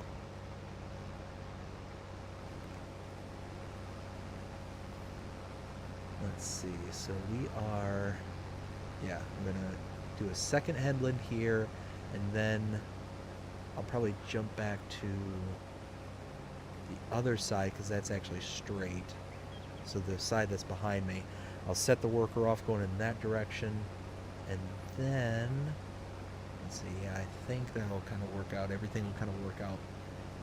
Sorry, I'm talking out, like I'm thinking out loud at the moment because I'm trying to figure out the best way to set off the worker. Let's see. Because I think this edge actually has a little bit of a slant to it, to where this side is actually straight. So let's do this. Yeah, we'll go ahead and set off a worker in this direction. Let's see. And Jody, I appreciate that. You make me feel welcome. Hey, like I said, everybody is welcome on this channel, and I want to make everybody feel as if they belong here, and everybody does. Everybody has a place here. And like I said, Jody, you go so far above and beyond, you know, interacting in the comments, interacting on all the other social medias, you know, the Facebook, the Instagram, you know, all that stuff. You know, that activity, but and some people don't know this, so I'll kind of give you the behind the scenes. a lot of people don't realize just how powerful the thumbs up, how powerful the comments and things like that, the that kind of stuff, feeds into the algorithms, and it does all this stuff in the back end that, puts you out for recommendations to other subscribers and to things like that. So it's one of those that, with every time that you give me a like, every time you give me, a comment, and we come out to the live streams and we hang out and we do this kind of stuff, it gives me the opportunity to get in front of more people, and to make this space bigger, and will eventually allow, for us to grow and to put out bigger and better content and do all the stuff that I keep talking about I want to be able to do. Unfortunately, we're still really small. You know, we're leaps and bounds above what we used to be. When we first started this channel, kind of thing, no subscribers, no nothing, to now over 800, and I think last I checked it was 827 subscribers where we're at right now. And yeah, I mean, it's night and day difference. But every time, you put a like on the video, every time you comment, every time you reach out on the other social medias and stuff, it helps me get out to others who may also enjoy the content, kind of thing. So, like I said, don't feel bad whatsoever, because it's one of those that you are helping out, doing what you're doing. And like I said, that's also why I say I greatly appreciate what anybody does for the channel, and that the members and things like that, that's all just extras and bonus to me, kind of thing. So I always want to make sure that only do what you can. Don't do anything that, and this is just a general statement, not just to Jody, but to everybody. Do what you can, if you can, when you can. Because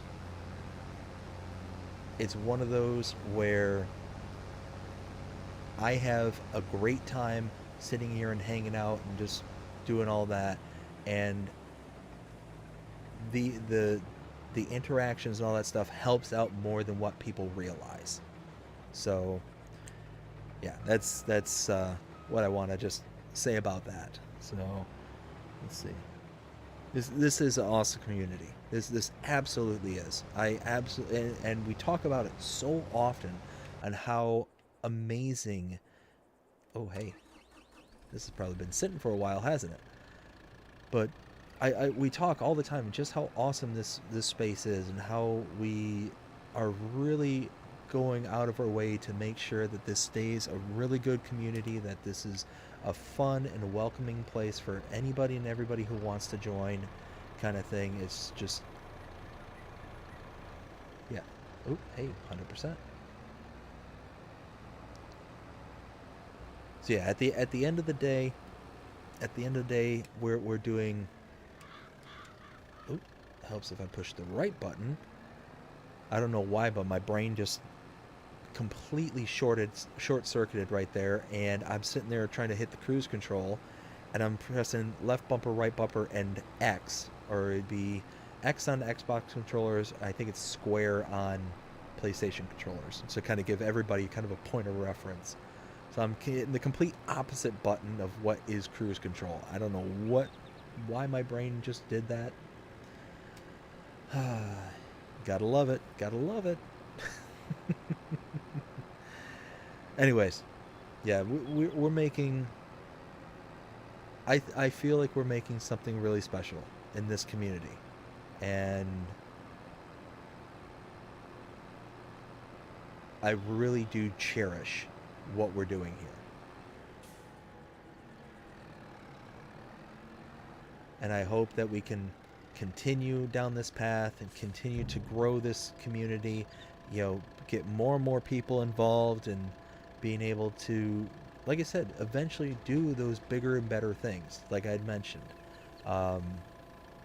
You know, I've got a lot of really cool ideas that I think would be really cool for the channel. Unfortunately, we're just not in a place right now where we can kind of do what?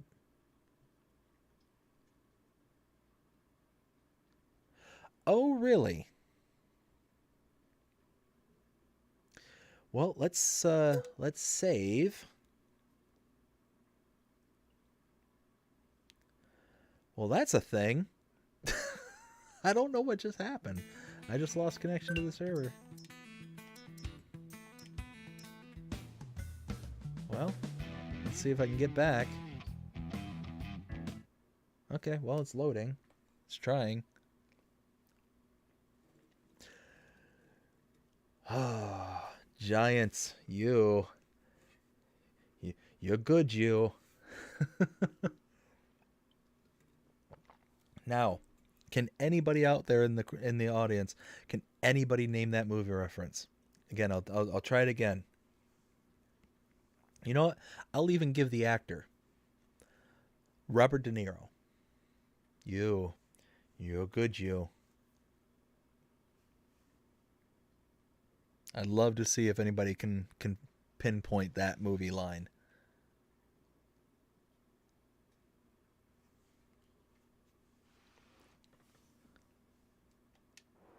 Like I said, it was Robert De Niro was the actor who did that. Oh, looks like we're back.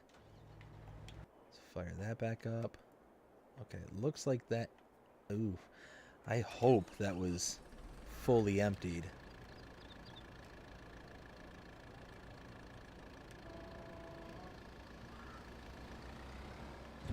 Alright, well. Hopefully I didn't just lose out on a whole chunk of product right there. That would be really sad. Especially because it's Mile, I can't buy anymore. Let's see, what do I have going at the moment? Okay, so I do have 3 contracts. They're all chugging away.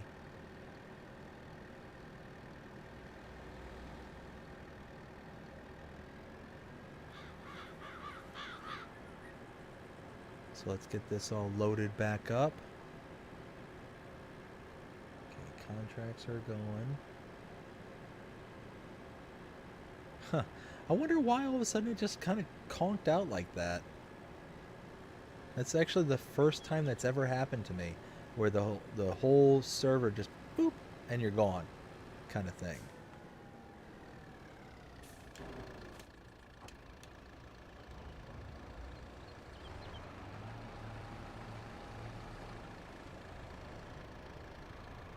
Go ahead and just unload. That way we can get them up and running and out of the way.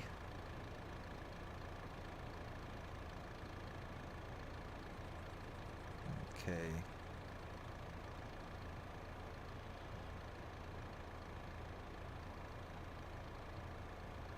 So keep unloading this, and as soon as this gets done, we'll move the Kubota out of the way. We'll get the worker back up and running. And then I got to make sure that all the workers are actually doing what they're supposed to be doing, because it just dawned on me I think I only started 1 out of 3. Now 2 out of 3.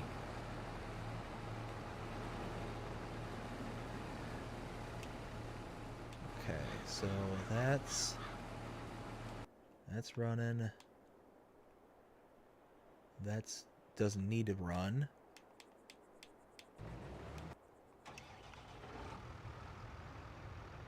Okay, so now let's go and load this.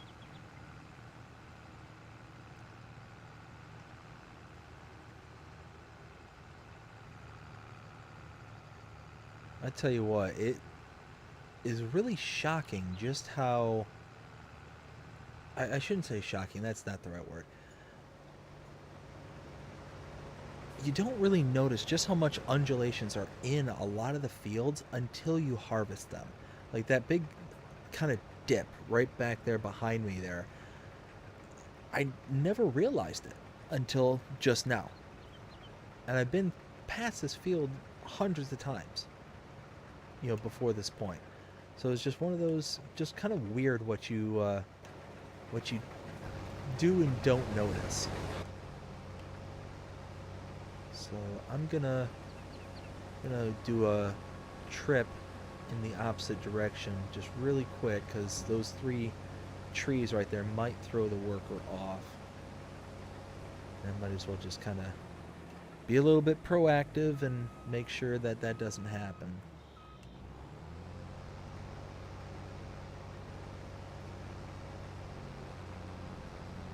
There we go.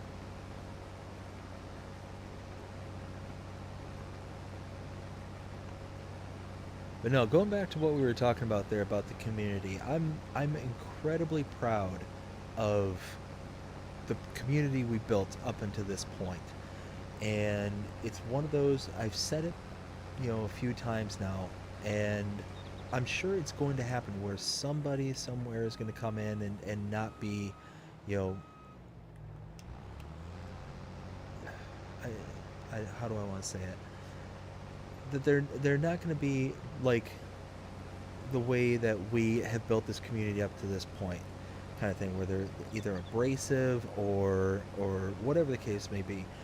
Kind of the things that we've discussed with like Lancey Boy and what Mac Trucker just went through with the Reaper harvester and things like that. I'm sure there's going to be instances where those things come up, and I hope that, like everything we've done up to this point, that we can, when those instances happen, that we can handle them with a bit of grace, kind of hopefully steer that person in the right direction to fold them into the community. Because again, I want this to be for everyone. Anybody who likes Farming Simulator, who is interested in it, I want to be a good kind of ambassador for the game itself, but just for this channel as a whole. And I want to be able to, when those situations occur, be able to handle it with grace and civility. But if that isn't an option, if for some reason it gets to a point to where it's affecting the community, it's making it to where it's not a, not a fun place to be because of certain individuals or because of whatever, well then, steps will have to be taken from that point to figure out what to do, kind of thing. What is going on here? It must be like a big enough dip in the... Oh yeah, you can kind of see it back here. It's a big dip in the... There we go, that's better. But like I said, I might come a point to where if something like that happens, we'll have to figure out some additional steps and measures to take from there. But it's one of those that, I don't want that to happen. I don't want that to be a thing. But I'm sure that eventually it's going to happen. I'm sure it's going to happen at some point. But we'll see. We'll see how things roll. Hopefully, anybody who would normally kind of come in with that kind of, demeanor would hopefully kind of sense the kind of general camaraderie that we all share in this community, and might feed off of that. I'm certain a believer that if you put good things out into the world, you get good things in return, kind of thing. And not to say that you have to be good all the time, kind of thing. You want to be a good person, obviously, but it's one of those that people are allowed to have bad days, kind of thing. Everybody's allowed to. But it's how you react to those bad days, and if you can put out more good than bad, well then I think as a individual you're doing a good job, kind of thing. So that's kind of the rules that I try to live by, is that I try to put out more good than bad. I try to stay more positive than negative, and when I can, try to spread that out as best as I can. So I hope that people can see that, feel that, and it kind of radiates outwards, kind of thing.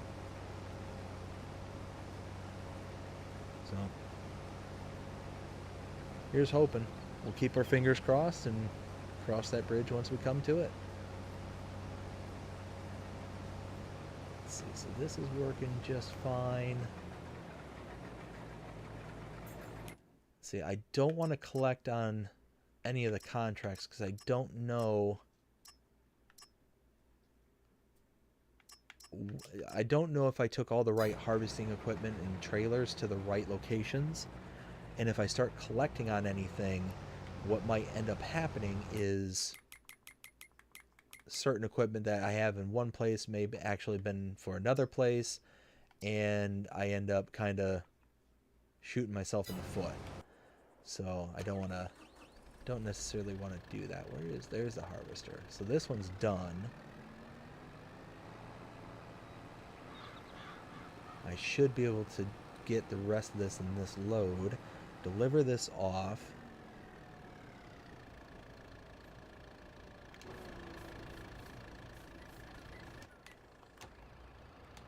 There we go.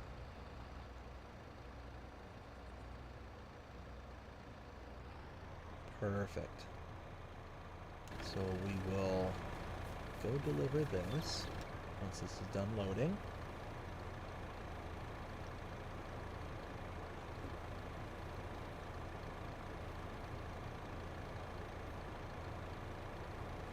Let's see.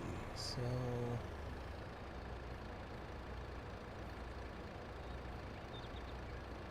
oh, and some good news. So I did a little bit of research, and I'd made a statement in the last stream, yesterday's stream, regarding my thoughts of it being kind of the largest stream we've had up until that point in the channel's history. And I was correct. It was the largest by viewers and by concurrent viewers, I should say, and by view counts up into the end of the stream. Now, it was also the longest stream that I've done, but we had made and set a personal best last night with the stream. So I was really kind of proud of ourselves and proud of the channel. We were able to we're steadily making those gains, and we're steadily growing the community. So going back to like what I was saying about the community, we are getting out there to more and more people, and it's awesome. I love getting to meet new people and kind of taking everything in. It's fantastic. So I was really excited when I was able to confirm that yes, indeed, it was the largest stream to date.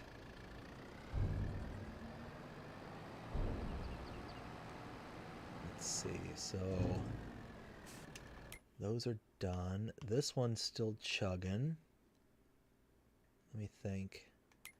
I'm really nervous that that restart may have messed things up.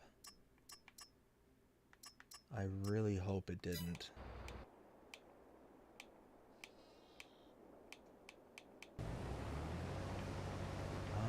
You know what?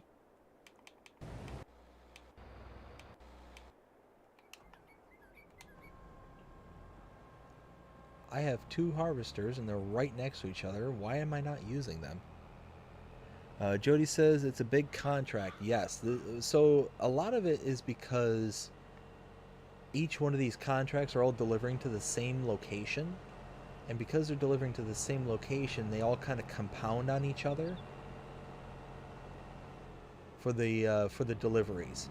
So it's kind of a weird system that Giants has set up, so where it doesn't recognize that product from one field is from that one field, but instead it just aggregates the amount of product that needs to be brought to a single location. So you can see this is all for mile, and it's all going to the farmer's market.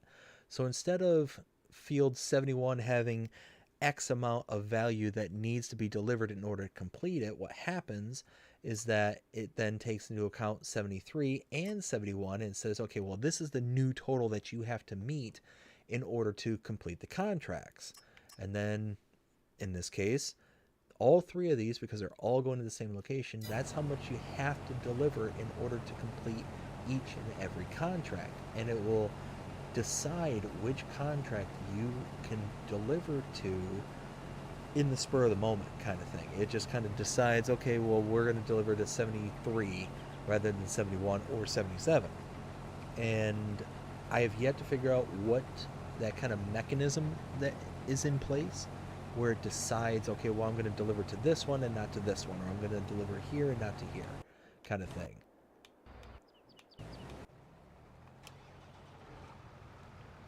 So it's just one of those. It's not necessarily as a big con. I mean, they are bigger field, especially for this map. But it's more that it's just the aggregate of all the totals that's really kind of making it seem bigger than what it actually is.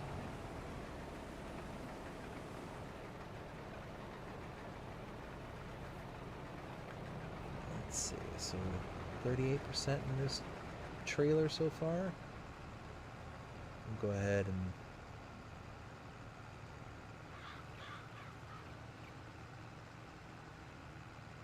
I wonder if they're going to be too close to each other on this next pass. We'll see how it goes. Let's see. So we'll go ahead and unload this. Oh.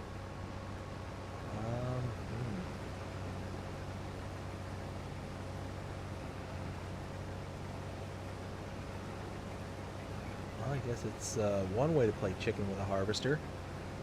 Unfortunately, I think they're going to win.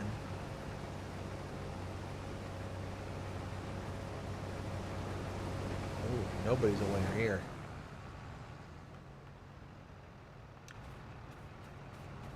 Let's see. Okay.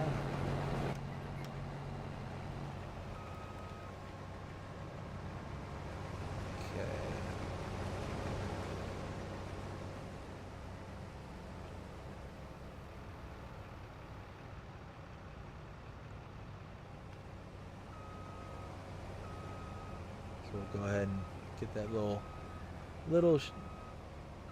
bit. Oh, see? Yeah, there's contract 73 just completed.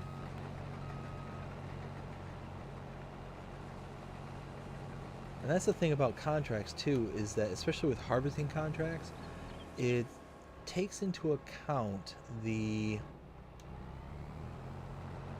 actual harvesting portion of the contract when taking things into account.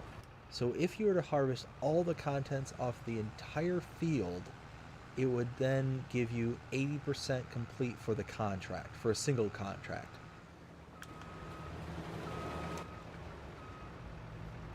So let's go ahead and dump this out. And then 20% of the contract counts towards the actual delivery of the product, whatever that product is off the field. So it's just one of those. It's a weird kind of scoring system that Giants uses. I mean, it works. It's just when you have to try and figure it out for yourself, it's one of those kind of weird, you know, like to explain it to somebody is what I'm referring to as it being weird. And why? Where do you think you're going? There's nothing else to harvest. There we go. Let me out. There we go. All right, now here's hoping 29,000 will finish both of the contracts that are still outstanding.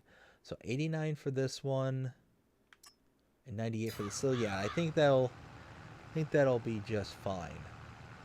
Those two contracts should kind of wipe themselves clean at that point. Take a drink real quick.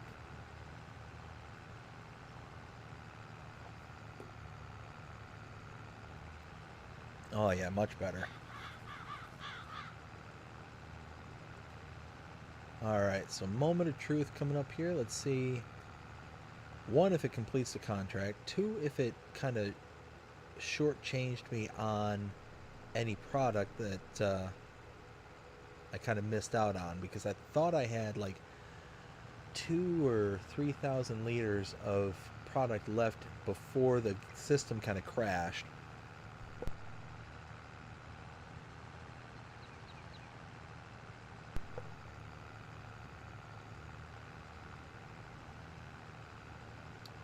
Sorry, I don't know if I actually caught that mic button or not. I tried to, I had to cough, and I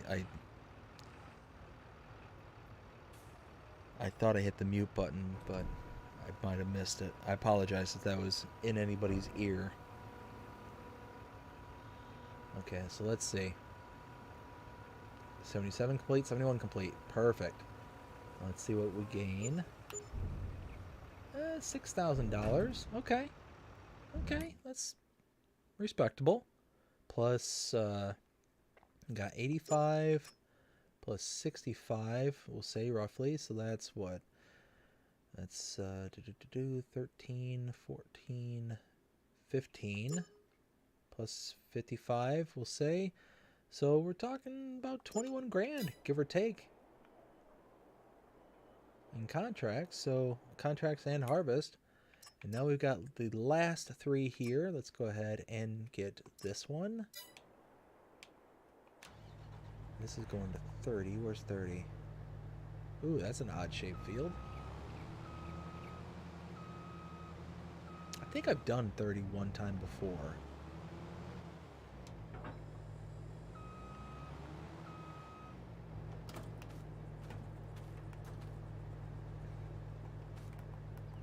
Well, there's your problem right there. Oh, hey, hey. I don't want to be eaten by the harvester. There we go.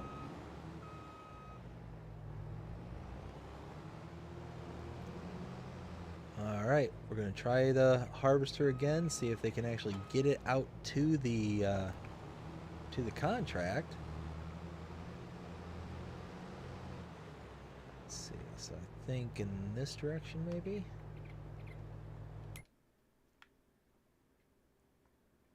So we'll go... Nope. No. There we go.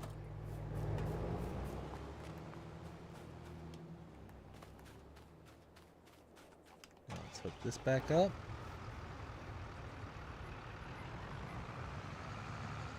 So we're going to try and complete the last three contracts as fast as possible because it is midnight my time and it's getting late. I've got to be up in the morning. So I think what we're going to do is kind of... Nope. There we go. I think we're going to harvest stack. I think that'll be kind of the best way we can do this. If we get... no, that might not work. No, that really isn't going to work, is it? Alright, that's fine. We'll just go ahead and get this done as quickly as possible.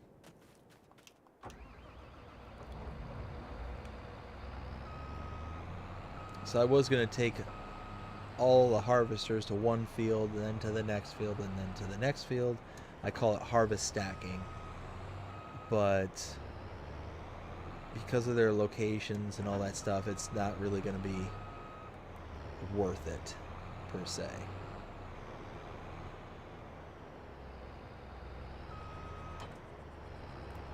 And more specifically because of the type of equipment that's available. There's just going to be too much kind of darting around and trying to get things proper.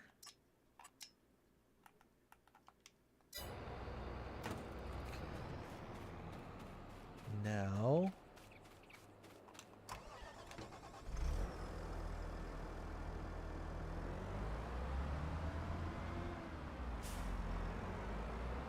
Oop, helps when back this up properly.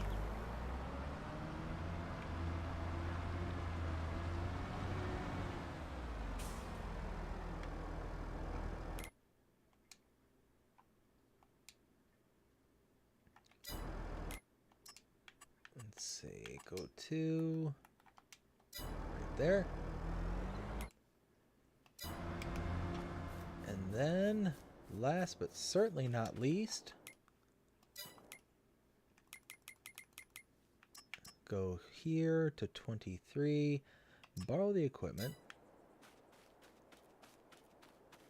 Where's 23? That's got a little bit of a drive.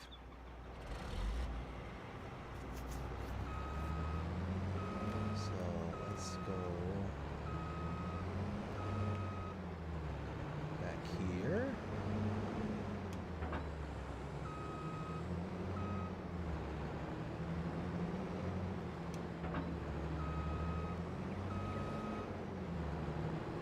Perfect.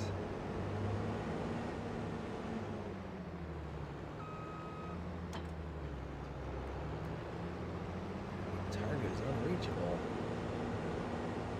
Why do I feel like you're lying to me?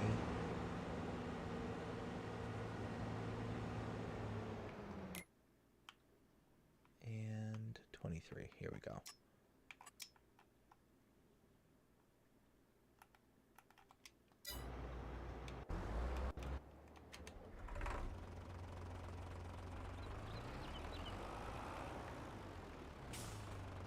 Okay, so now that we've got all the equipment kind of going where it needs to go, I'll drive this last bit.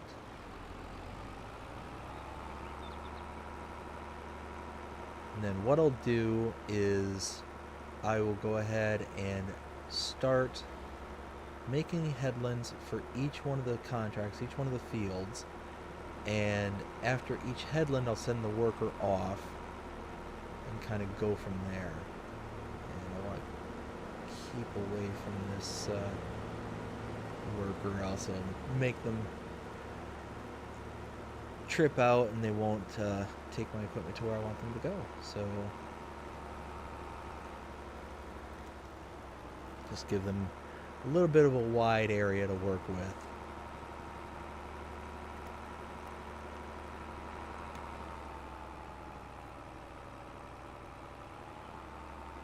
So yeah, like I was saying, we're gonna go around. We're going to do a headland around each one. Then we'll send the workers off on each one, and then we can just kind of piggyback around, like jump around from field to field until we get to a place where we're finally finishing the harvesting. Like I said, we're gonna try and finish this last set as quickly as possible because, yeah, it's getting late.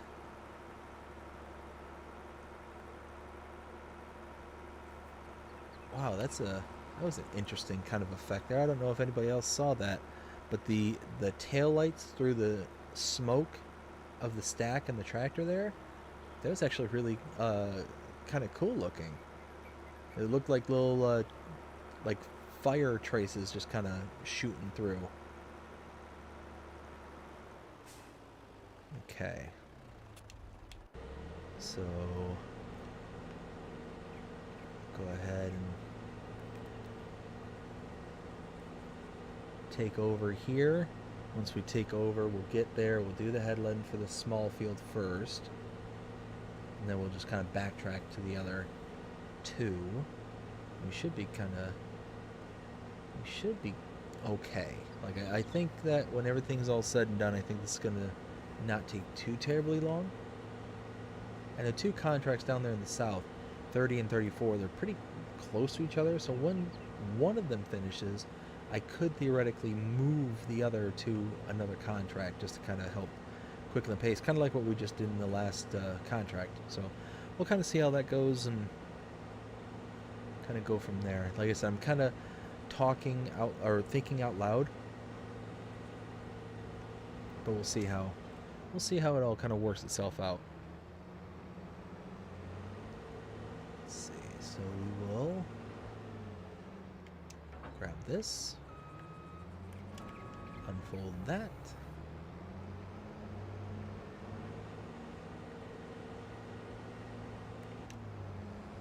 There we go, perfect.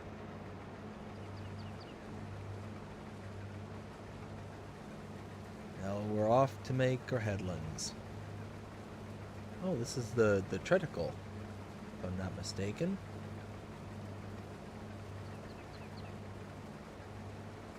Oh, hey Jody, tell your wife said good night as well. Hope she has a good night. And let's see, more than likely.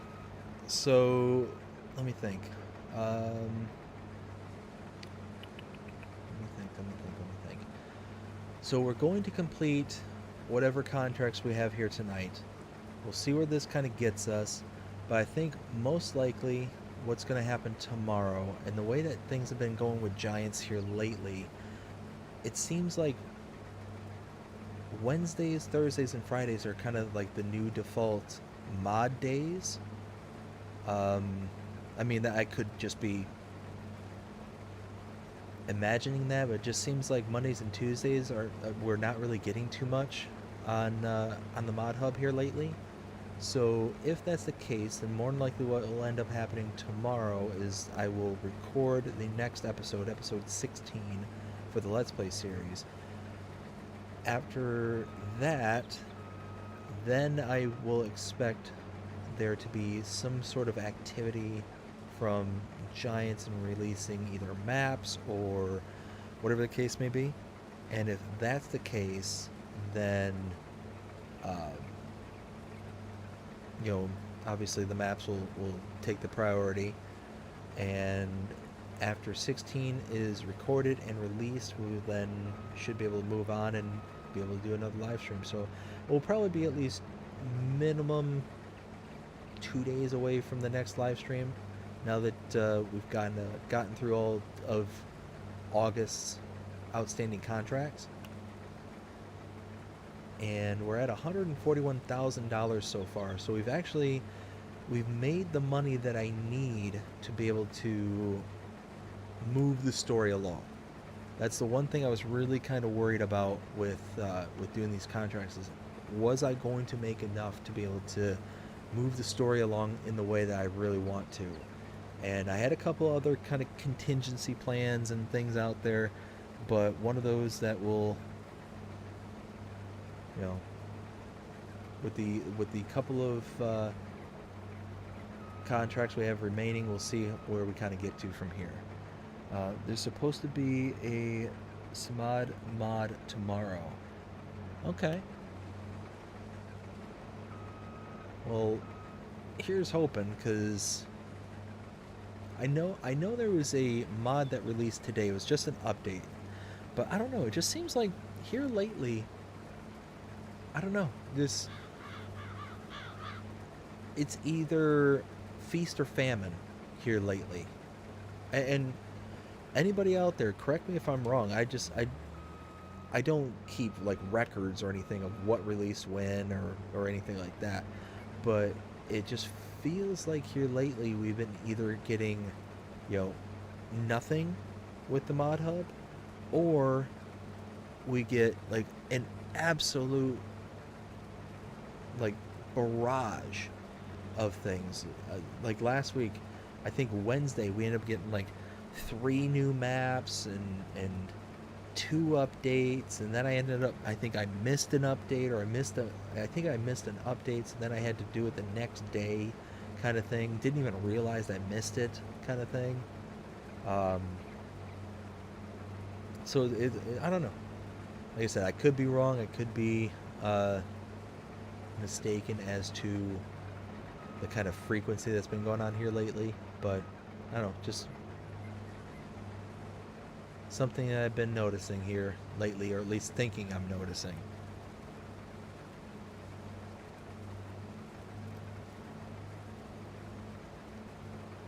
Well, I tell you what, I was 100% serious about last night's stream in regards to Jake's Pennsylvania map. I'm really looking forward to seeing how that one develops. And according to them, Jake said this is the first time that he's made a map. So I've always kind of have a soft spot for like somebody's first attempt, like their first kind of crack at making content for Farming Simulator kind of thing. So I'm really kind of looking forward to see how it turns out, and to see if it's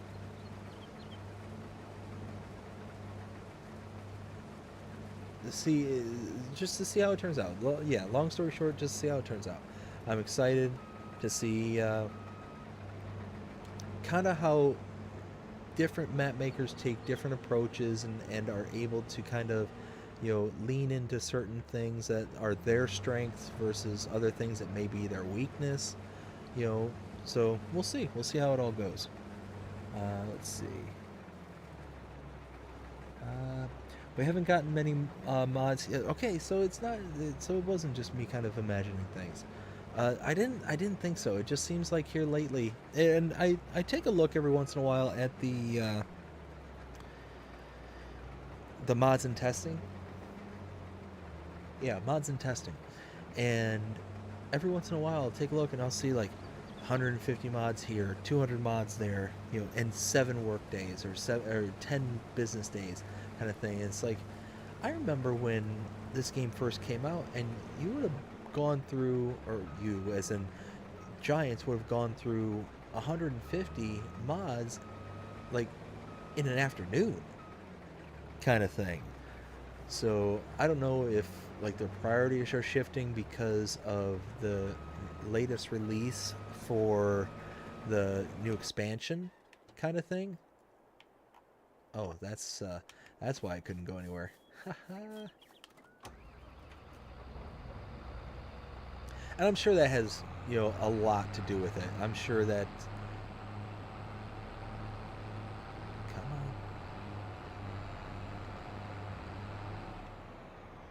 on. Oh. What is going on here?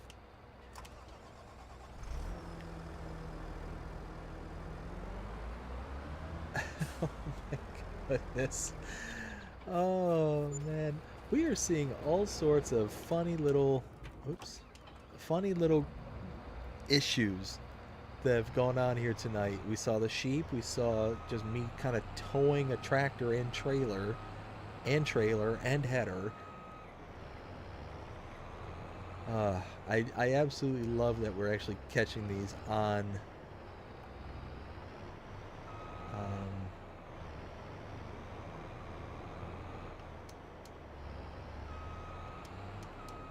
aha. When in doubt, ram it.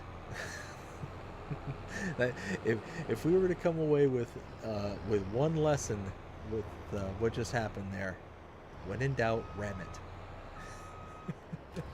Again, I'm desperately trying to get things situated with the channel, and what I mean by that is try to get things situated with the merchandise store, because I feel like that one right there would make a funny shirt or a funny hat or something. When in doubt, ram it. I think that would be just absolutely hysterical. Let's see.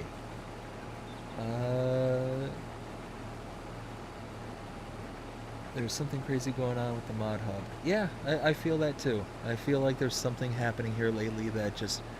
And like I said, it could be just that Giants have kind of deprioritized the releasing of new mods because they're trying to get ready for the latest expansion here in November. Because you figure that's going to be in about a month when we get the next kind of big release. And that's going to have the new map from Giants. That's going to have all the new harvesters and the crop types and all that stuff. So I'm sure that there's, stuff in that regard where they're kind of reprioritizing things and kind of going from there. Let's see. I feel like PC players are getting more here lately.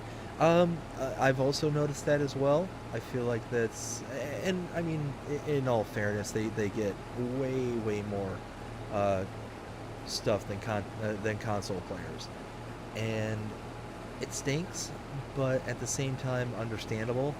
I wish that there wasn't so many restrictions on consoles as there are, or at minimum, if there was a way for let's say, assume downloading at your own risk kind of thing. Um, I think that would kind of be a cool little system. I wish that the console, again, I understand why the consoles don't do that. Um, because if you were to, start downloading things at your own risk and not kind of have them vetted through their systems and whatnot, then you could brick your $500 console, and then you'd inevitably get the people who call up, oh, why did you let me do this, kind of thing.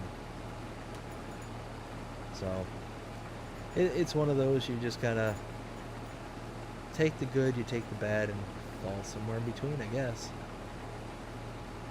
So, and then, oops. The Mod Hub was a lot better in FS19. Yeah, I think I agree with that too. It seemed like there was a lot more urgency going on with the FS19, but I also feel like there's been a lot more issues with FS22 that Giants have had to kind of spend extra time in making sure that those issues are then taken care of and worked out to one degree or another. So it's one of those where, again, it's possible that Giants is just reallocating whatever resources they have to either system issues or the upcoming releases. I mean, who knows? Who knows? And I'm sure, because Giants, as far as I'm aware, is not like a huge mega. They're not like EA Sports kind of levels. They're not Blizzard or anything like that. They're a small company that produces one heck of a game, in my opinion. But it's one of those that, because they're as small as they are, because of whatever limitations they have to go through, I'm sure that they're doing whatever it is that they can to kind of get through whatever storms or whatever things are in their path, kind of thing. I'm just personally, at the end of the day, I'm just grateful that the Mod Hub exists, that this game is what it is, and we have the ability to sit back and relax and enjoy it, kind of thing. So,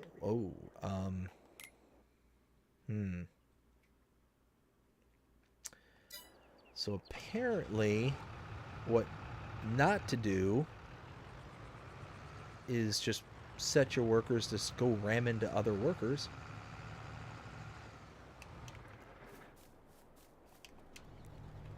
Let's see. So let's go ahead and open this up.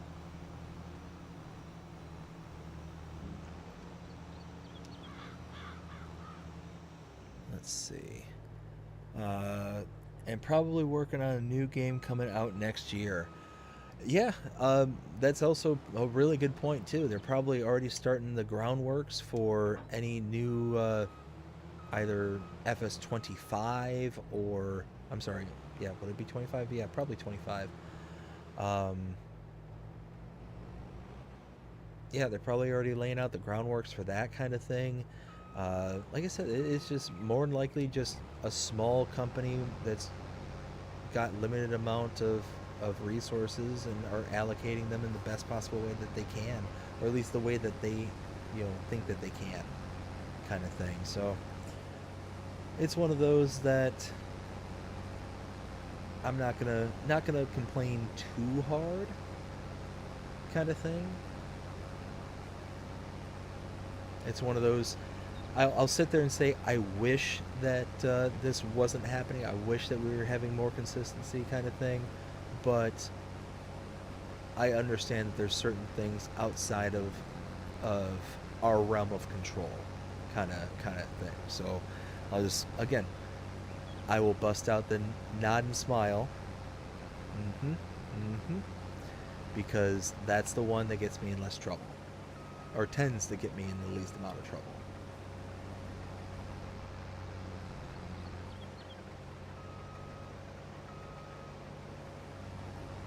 Let's see. So Just kind of continue to make our way around and getting as much of these contracts done as we can. Well, not as much as we can. We're going to get them done.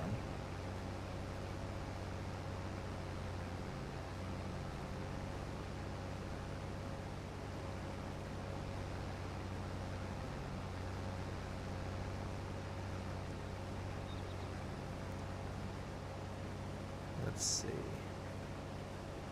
I think it's called the Giants take over the whole. I think it's because Giants take over the whole game. Focus home entertainment as part of. Yes, yes. So there, that was a big thing. I know that Giants made a huge deal about them bringing everything in house from FS19 to now, and they did really focus on kind of the whole entertainment kind of angle, especially like with the opening cutscene and all that stuff. Like there was definitely an emphasis on things that weren't the same kind of emphasis on FS19.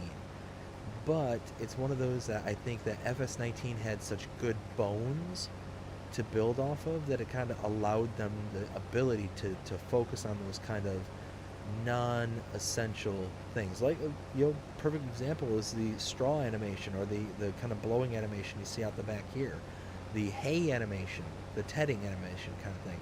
Like, I think that they had such a good place and worked with such good bones with FS19 that they were able to kind of expand and really dial in those really kind of artsy kind of situations kind of thing, which is awesome. I think that like I said, FS19, and I mean, I've only ever played FS19 and 22, but I think they did such a fantastic job with FS19 and made such a good game with 19 that it just allowed them the freedom to kind of deal with not those things that were so pressing or any kind of issues, because I think they kind of addressed them all by the end there anyways, but it really allowed them to kind of focus on like the non-essentials, the non-important things, and I think that's it. That is something that needs to happen to a certain extent with any game series. What I hope doesn't happen is the whole EA aspect. You get like a EA's Madden or NHL or whatever. It tends to be the same exact game year in and year out with maybe one small tweak here and there kind of thing, especially the NHL series here lately. I specifically, and I've mentioned this before, I avoided the NHL buying it this year. It's the first time I haven't bought it since I think 96, 97, somewhere in that ballpark. I've bought that game every single year for decades. And I had my issues with the FS, I'm sorry, not with the FS, with the NHL 20, was it 23? Was it 22? Whatever game was last year and whatnot. I had my issues with it then, and when I saw that it wasn't putting the emphasis on the things that I felt that it needed to be addressed, I was really kind of put off and taken aback. But then once I realized that not only has the specific game mode that I play, which is typically either Be a Pro or Franchise, had received not even a single modicum of an update in regards to the animations and things like that. Just there was nothing changed about the opening cutscenes or the actual scenes in Be a Pro whatsoever. That's when I'm like, nope. And I was deep into EA. I was a year in year out buyer of the NHL series. I was in EA, or what was called EA Access, which is for Xbox. I don't know if it's PlayStation's the same way, but for Xbox you can basically do a kind of subscription to EA games, and you can have the entire library of games and get things like early access to download and play. I think it's like 10 hours worth of gameplay kind of thing for like a demo. And when I demoed the NHL game before it was released, in full, because I hadn't bought anything up to that point, I'm like, no, I'm not buying it. Not buying it. I put my foot down, and last year was the first year where I was like, I'm not spending my money on this. And that was a game where I would, year in and year out, not only would I buy it, but I would take like a week off of work. I'd be off for the week, and it was, first week in November every single year. Every single year. I wouldn't even take off like my birthday. I would take off the week after, because it was like, I'm sorry, I said the first week in November. It's like the second or third week in November. It was typically the second Tuesday of November when it came out and was fully released, kind of thing. So it was just one of those that at the end of the day I was so disappointed with the product that I couldn't justify or rationalize purchasing it anymore.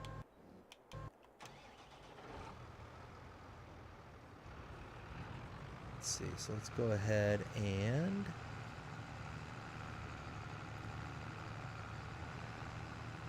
empty this out. It is getting so much better for consoles. It really is. There are certain things about the consoles and just games in general that I don't care for.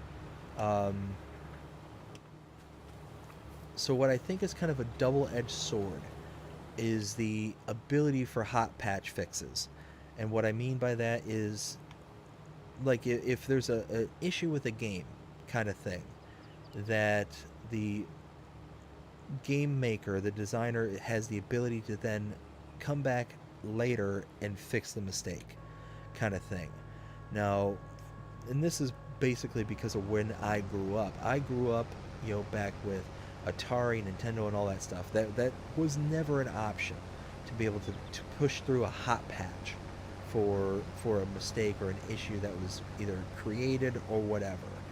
So there was a very, very strict protocols in place to make sure that a game was 100% ready for release, that there were no issues, kind of lingering in the background or anything like that.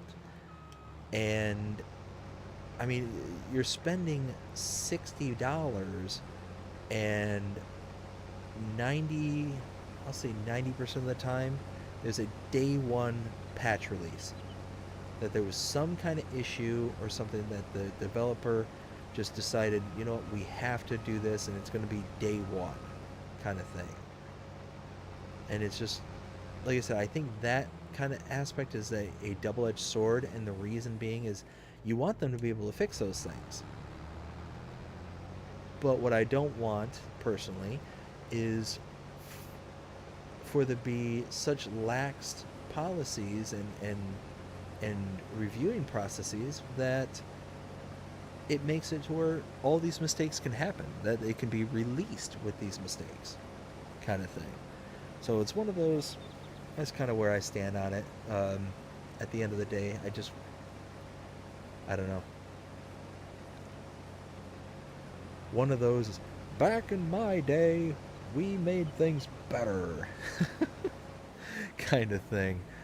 But unfortunately, I really think that statement is true. There's so many things that I'm so grateful and thankful for being in existence nowadays. The internet, perfect example, from when I was a kid to where I am now. Televisions that made leaps and bounds. Grateful for them to have made those leaps and bounds. Again, when I was a kid, a television was a big tube television, and they were very ornate looking. I remember the first TV I can remember, it had a wooden outer shell on the television itself, and it was more of an art piece than it was a television set. It was a very beautiful set. I remember it vividly. A lot of like detail, woodworking, and stuff like that. But at the same time, it's one of those that um, it's one of those that if I were to try to play Farming Simulator on that old television, it would look like trash. It would look terrible, kind of thing. The responsive time would be there. There would be so much lag between the time I pushed a button on the controller to the time that the input actually responded, because of the use of HDMI cables and stuff like that. Nowadays, the signal actually transmits, from the controller to the receiver, aka console, to the television in such such blink of an eye speeds that, yeah, it's just one of those. Although there were certain aspects of back in the day that were nice and better, I guess it's that kind of lowering of standards. I think that's what it all kind of boils down to, is just the general lowering of standards. And I guess we can kind of lower those standards because in the gaming world, we have the ability to hot patch and do things like that. So, who knows? I guess it's above my pay grade. Let's see. Jody, love playing Madden NFL 20. Yes. So it's one of those that every once in a while I'll get the kind of inclination. I'll get that kind of itch. And it's like, you know what? I want to play Madden, or I want to play football, kind of thing. And it's one of those where I'll either... oftentimes what happens is I'll go up to my cousin's house up in Michigan, and he's big into sports just like me, but he's more into like the all-around sports. He'll watch and play basketball, football, baseball, hockey, like pretty much any sport he loves and enjoys, kind of thing. And every once in a while, we'll go up there, we'll hop on the Xbox, or we'll hop on the PlayStation, whatever he has at that point in time, and we'll start playing sports games. We'll play MLB The Show, or we'll play Madden, or whatever most recent Madden that he has, kind of thing. And that's typically when I'll get the kind of itch to play, like Madden, is when I played it with him. And inevitably, whenever I play with him, it's a much better experience, kind of thing. And I'll go out and rush out and buy it, or whatever the case may be. And after everything that's happened with EA and NHL, I won't invest anything in EA anymore. I'm just so disappointed with them that I don't think that they deserve my money at this point. But yeah, how it used to work is I would play with him, and then all of a sudden it's like, I want to keep on doing this and keep playing. And then I'd end up playing for a few weeks, and then end up inevitably, putting the controller down for that game and getting back into something else, like NHL or something like that. But like I said, it's unfortunately that's a thing of the past, because I don't see investing in anything EA anytime soon, personally.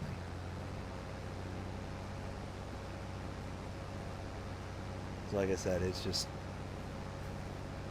I'm so disappointed with the way that they're making their NHL series that I can't get over it. Like I said, I've invested in the NHL series since every bit of the 90s, the mid to late 90s. And the fact that... Ooh, okay. The fact that I feel like it's been so disregarded that it just disappoints me. It just really disappoints me.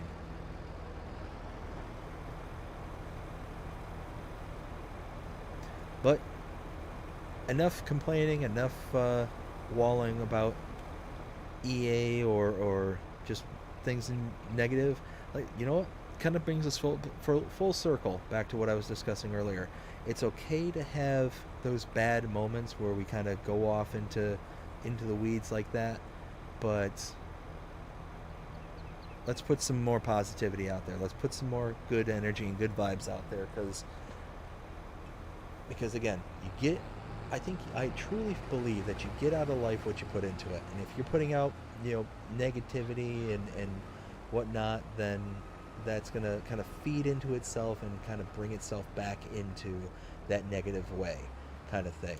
So it's one of those that if I put out negativity out there like I just did with EA, I'm going to put out some positivity. So let's do that. Let's go ahead and, you know, change topics. Let's change gears and really kind of go from here. Let's see. Slow down. There we go.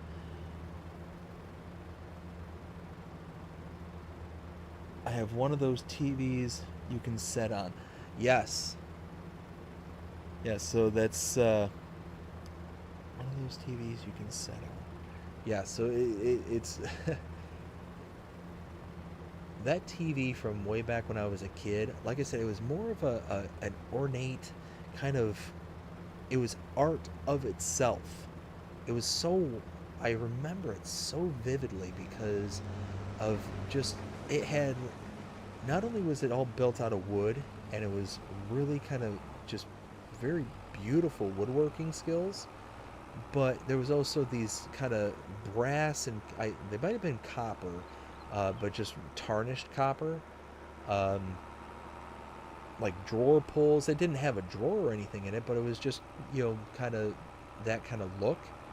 But it had these really like beautiful looking drawer pulls on them, and like just all this stuff in general that just made it kind of. I just realized I'm going somewhere and I don't even know if I'm going to the right place. So this is field 23. Oh, I'm glad I looked, because I'm not going to the right place. I need to go to the farmer's market. That could have been a complete disaster.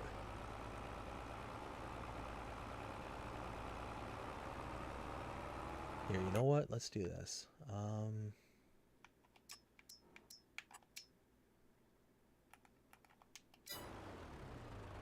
There we go. So that's chugging along still. Oh, green tank full. It's that one. Perfect.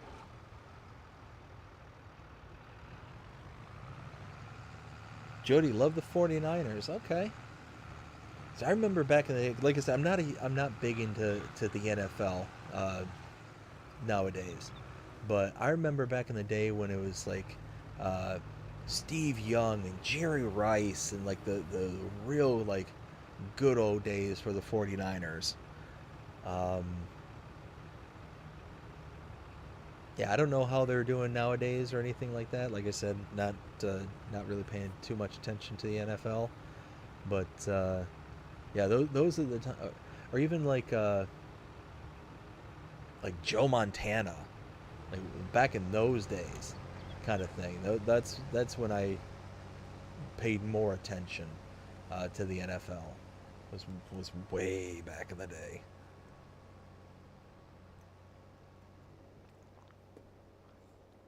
I think it was Joe Montana, wasn't it? That was the old 49ers. I think that was before Steve Young, if I'm not mistaken. Let's see. Joe Montana.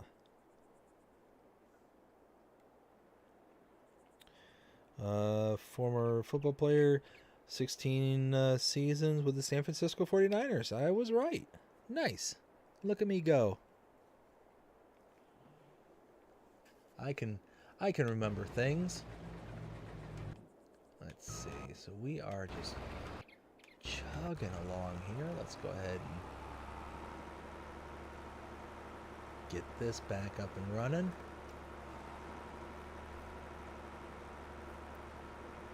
Let's see. So yeah, we're just getting this to deliver. Let's see what we get from this delivery. How much of a percentage? Oops. There we go.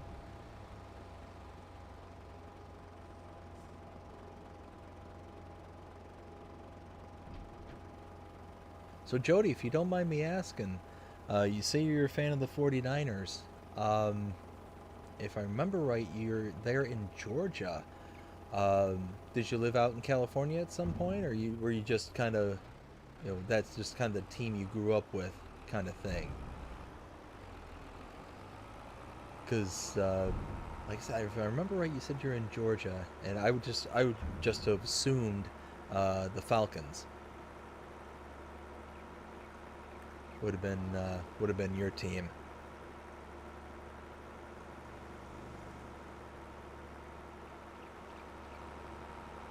We got 80% full on one of those.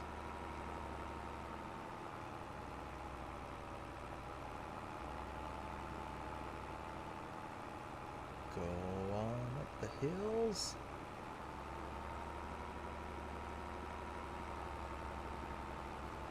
Let's see. Let's look at this. All right. Well, I mean, we're getting there. We're chugging along.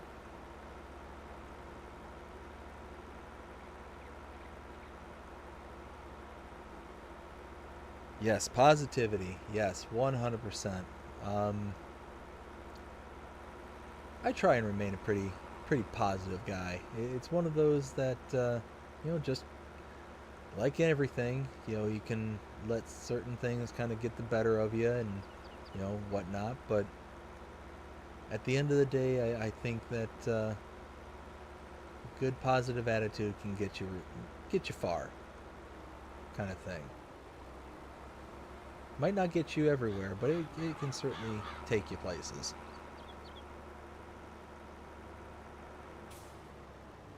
Alright, let's stop here. Oh, that's looks like a full harvester to me. Go ahead and jump on that.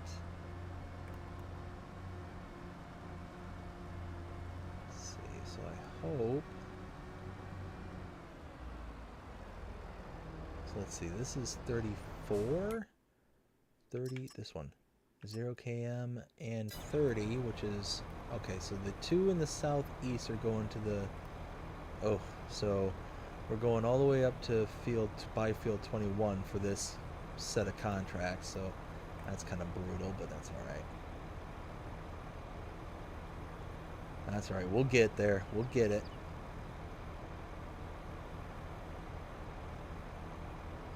87, 88, 89, 90. There we go. Let's peel out of here. And with only 5% room, I'm just going to go ahead and send this along. There we go. And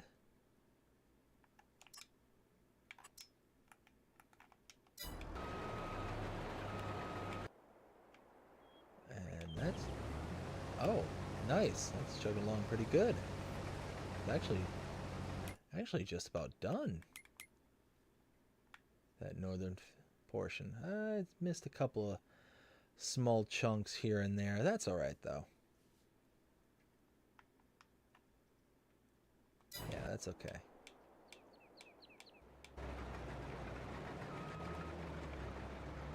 Ooh, helps if you turn the wheel in the right direction.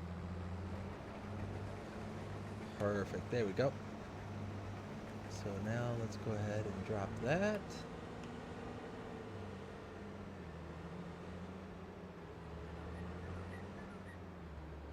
There we go. Perfect.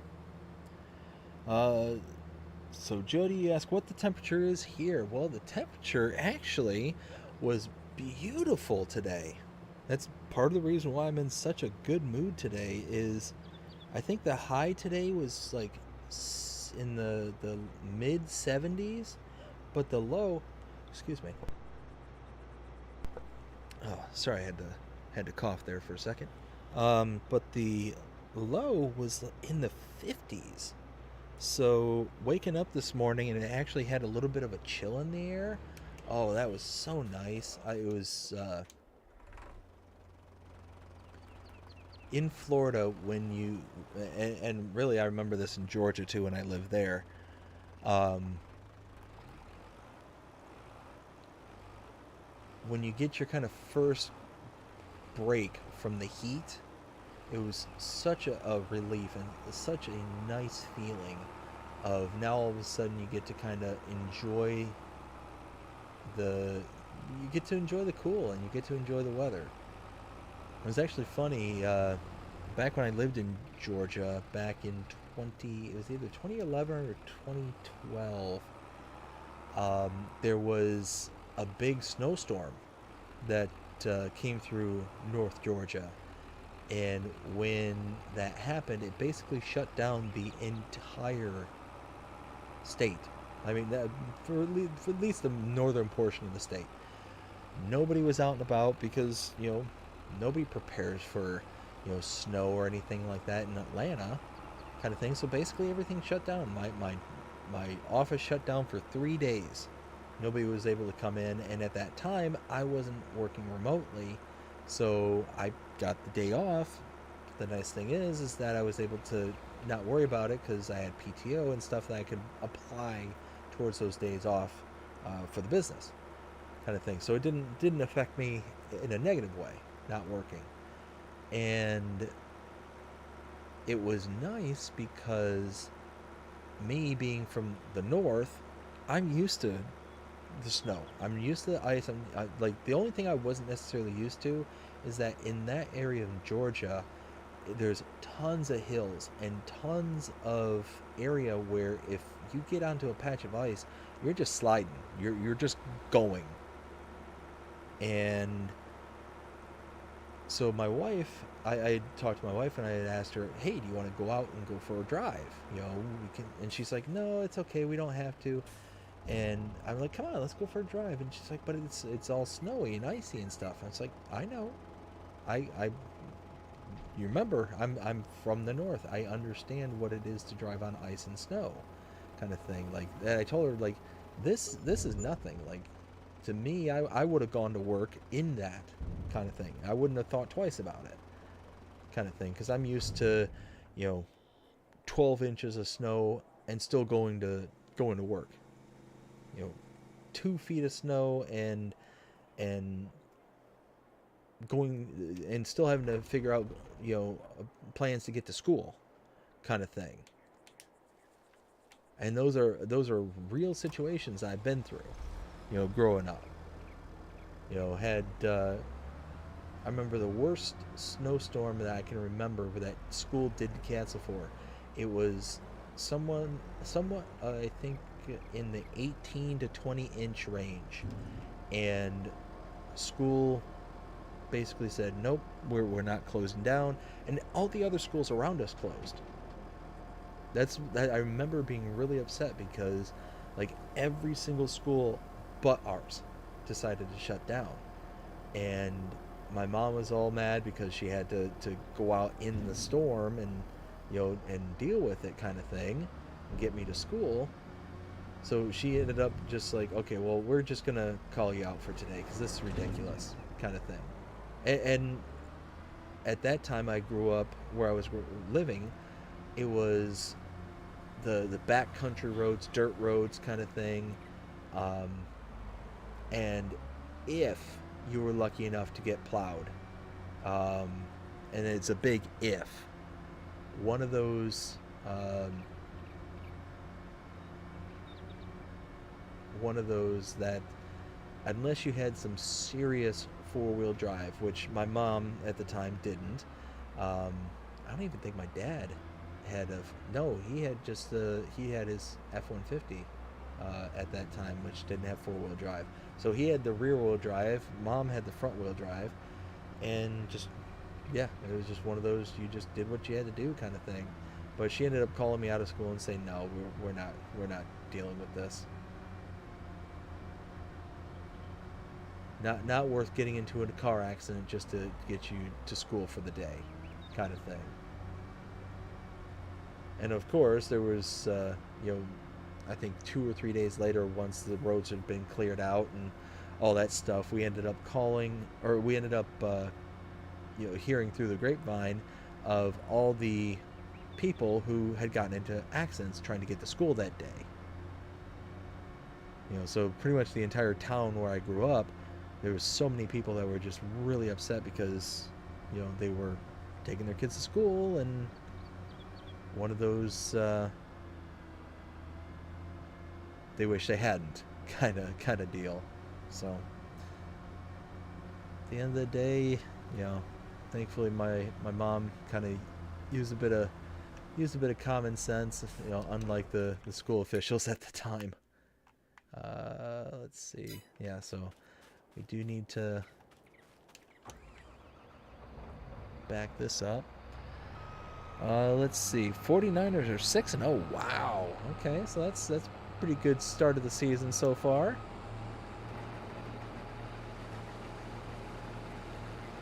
And then positivity makes you feel better. Yes, absolutely. It's one of those that if you can have a positive outlook on things, then it does positively affect your mood, kind of thing. It just kind of makes you take and kind of see things from a different, not different perspective, but from a different point of view. Like your the way that you kind of approach things almost, whoa, easy. There we go. The way you approach things kind of changes. I can tell you from my experiences where if I'm in a bad mood, I know that there's a certain set of decisions that I will make that, like, if I'm presented with a problem and I need to make a decision kind of thing, I'll go about it in one way. And oftentimes that way is the wrong way. I just won't put as much critical thinking into the problem kind of thing because I'm more wrapped up in whatever's got me in a bad mood kind of thing. So it's one of those that I proactively try to stay, positive, because then, it allows me to kind of more clearly and rationally kind of approach any kind of problems that may arise, and, kind of better assess any kind of situations. Let's see, I should be able to take this to the delivery point. We're almost done with this, all the contracts, really. We finished with the small one.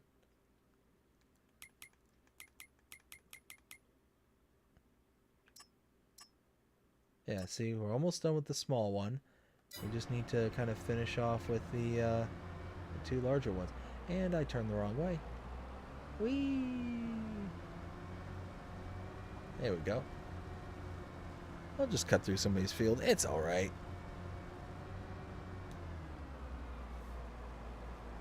Oh, 57 degrees where you're at? Oh, I'm jealous.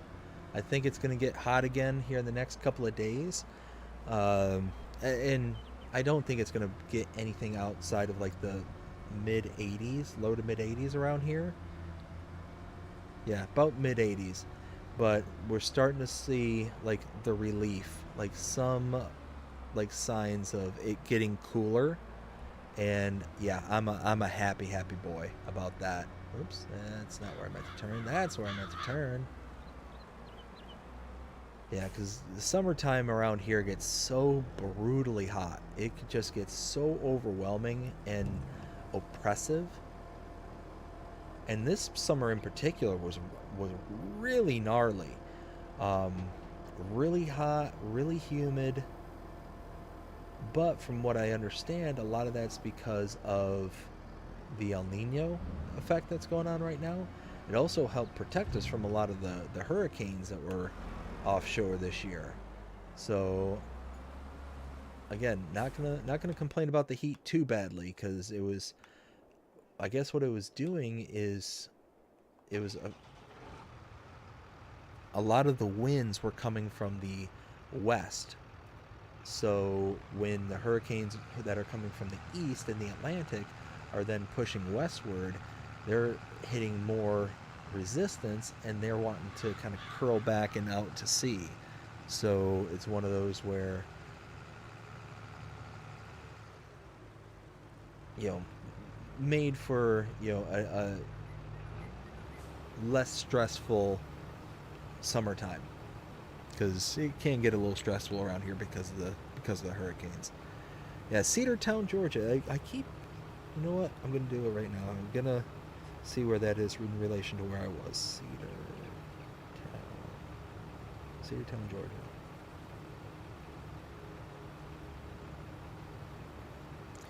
Okay, so that's out west of Atlanta, quite a ways.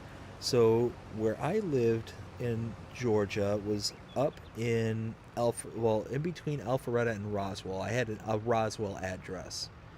Um, yeah, and lived there for about 2 years back in from 2010 to 2012 is when I was there, and a lot of that was because of the office where I work. Worked at the time. They shut it down, and they moved some of us up to Georgia.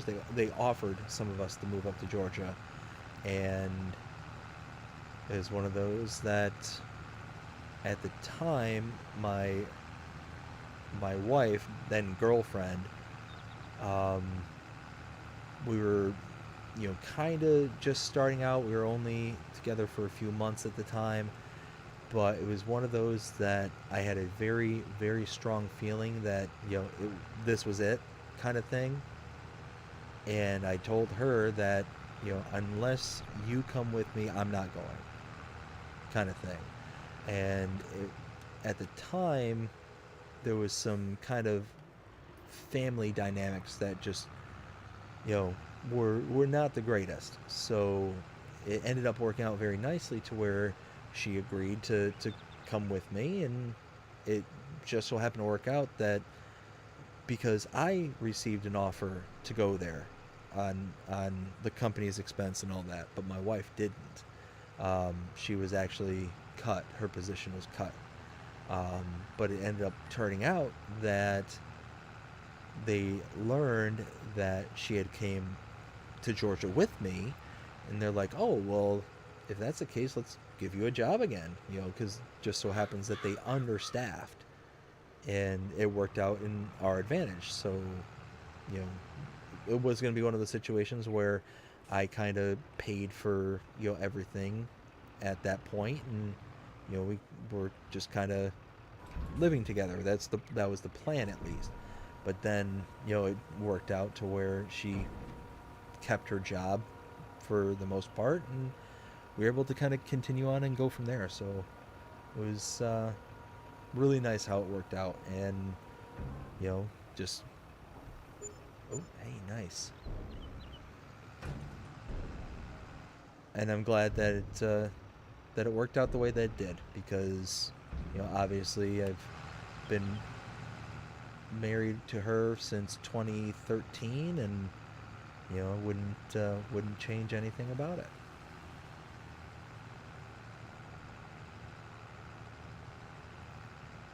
So let's see. I think that field is still harvested. Oh no, they're all complete. Okay, I think there's something in the harvester here, so we're gonna run back there just real quick before we collect on anything.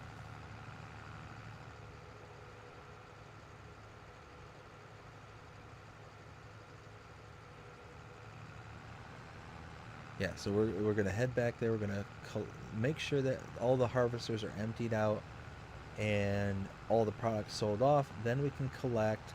And what kind of prices are we looking at? I don't remember. Okay, so about, oh, is that 6, 7 grand? Yeah, 7 grand. So we'll get up to about $150,000 if And that's kind of the final payout. So, yeah, I think... Let's see. Oh, what happened here?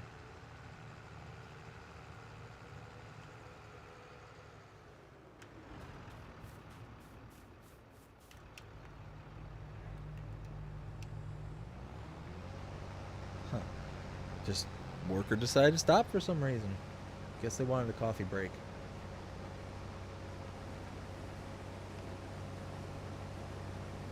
Oh wow, I didn't even realize that it's already in the game. Was it 5:48 in the game? Didn't even dawn on me that it was getting that late in the game. Yeah, see, there's already 1,500 liters almost. So it's not going to be a huge payout with this particular product, because I think it's like $500 per 1,000 liters. So we might get it like a grand. Probably closer to like $700-800 when everything's all said and done. From just the product that's left from this harvester, but yeah, we'll have about 150 grand when everything's said and done. A little bit more, I think.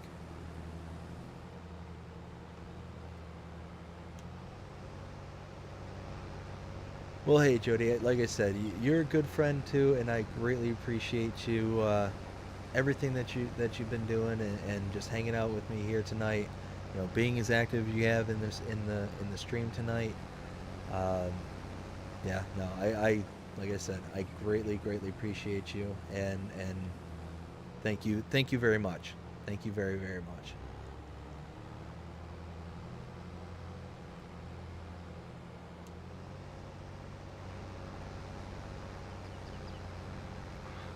Go. Perfect. So we got this all cleared out. Let's go ahead and dump this out. Is this sorghum? Sorghum, yes.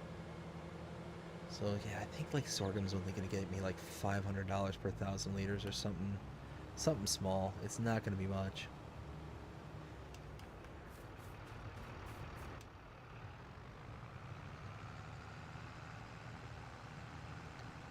All right, perfect.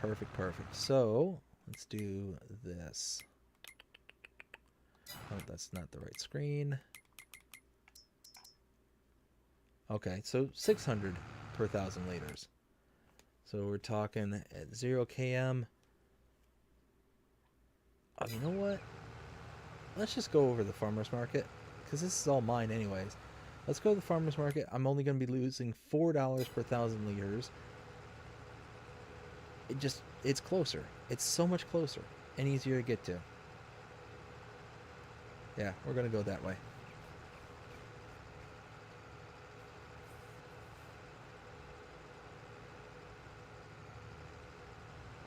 So yeah, we'll be able to see exactly where we're at. And the unfortunate thing is I think I'm going to be just a little bit short to do what I had planned for the next episode, but that's okay. Ramming speed. Pow. Whoa. Nice. What was the saying earlier? That I was talking about putting on a t-shirt. I should have wrote it down. There we go. Yeah, a little over $1,000. And now, boom.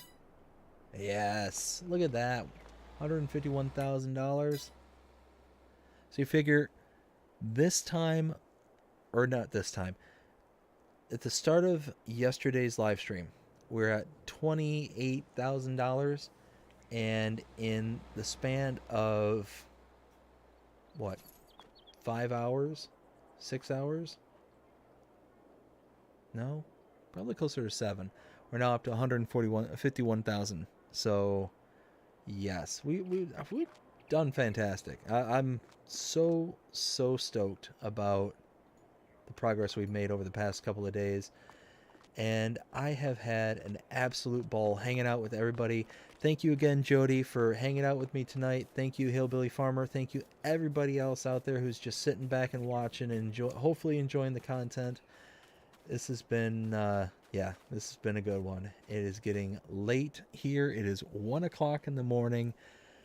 Whew, and I got to be up in the morning to work. So, again, thank you all so very, very much. I greatly appreciate every single one of you. Like I said, I do see that there's several others out there hanging out. So, let's see. Yeah, okay. Sorry, I was just looking over the stats real quick. And so, yeah, it's one of those that, like I said, greatly appreciate you. I'm going to go ahead and sign us off here. I hope that everybody here enjoyed it. If you did, please show me by liking, sharing, subscribing, following, commenting, doing all the things the algorithms enjoy you doing. That shows you're engaged with this channel, enjoying the content. And that being said, I hope you have a fantastic day. Take care.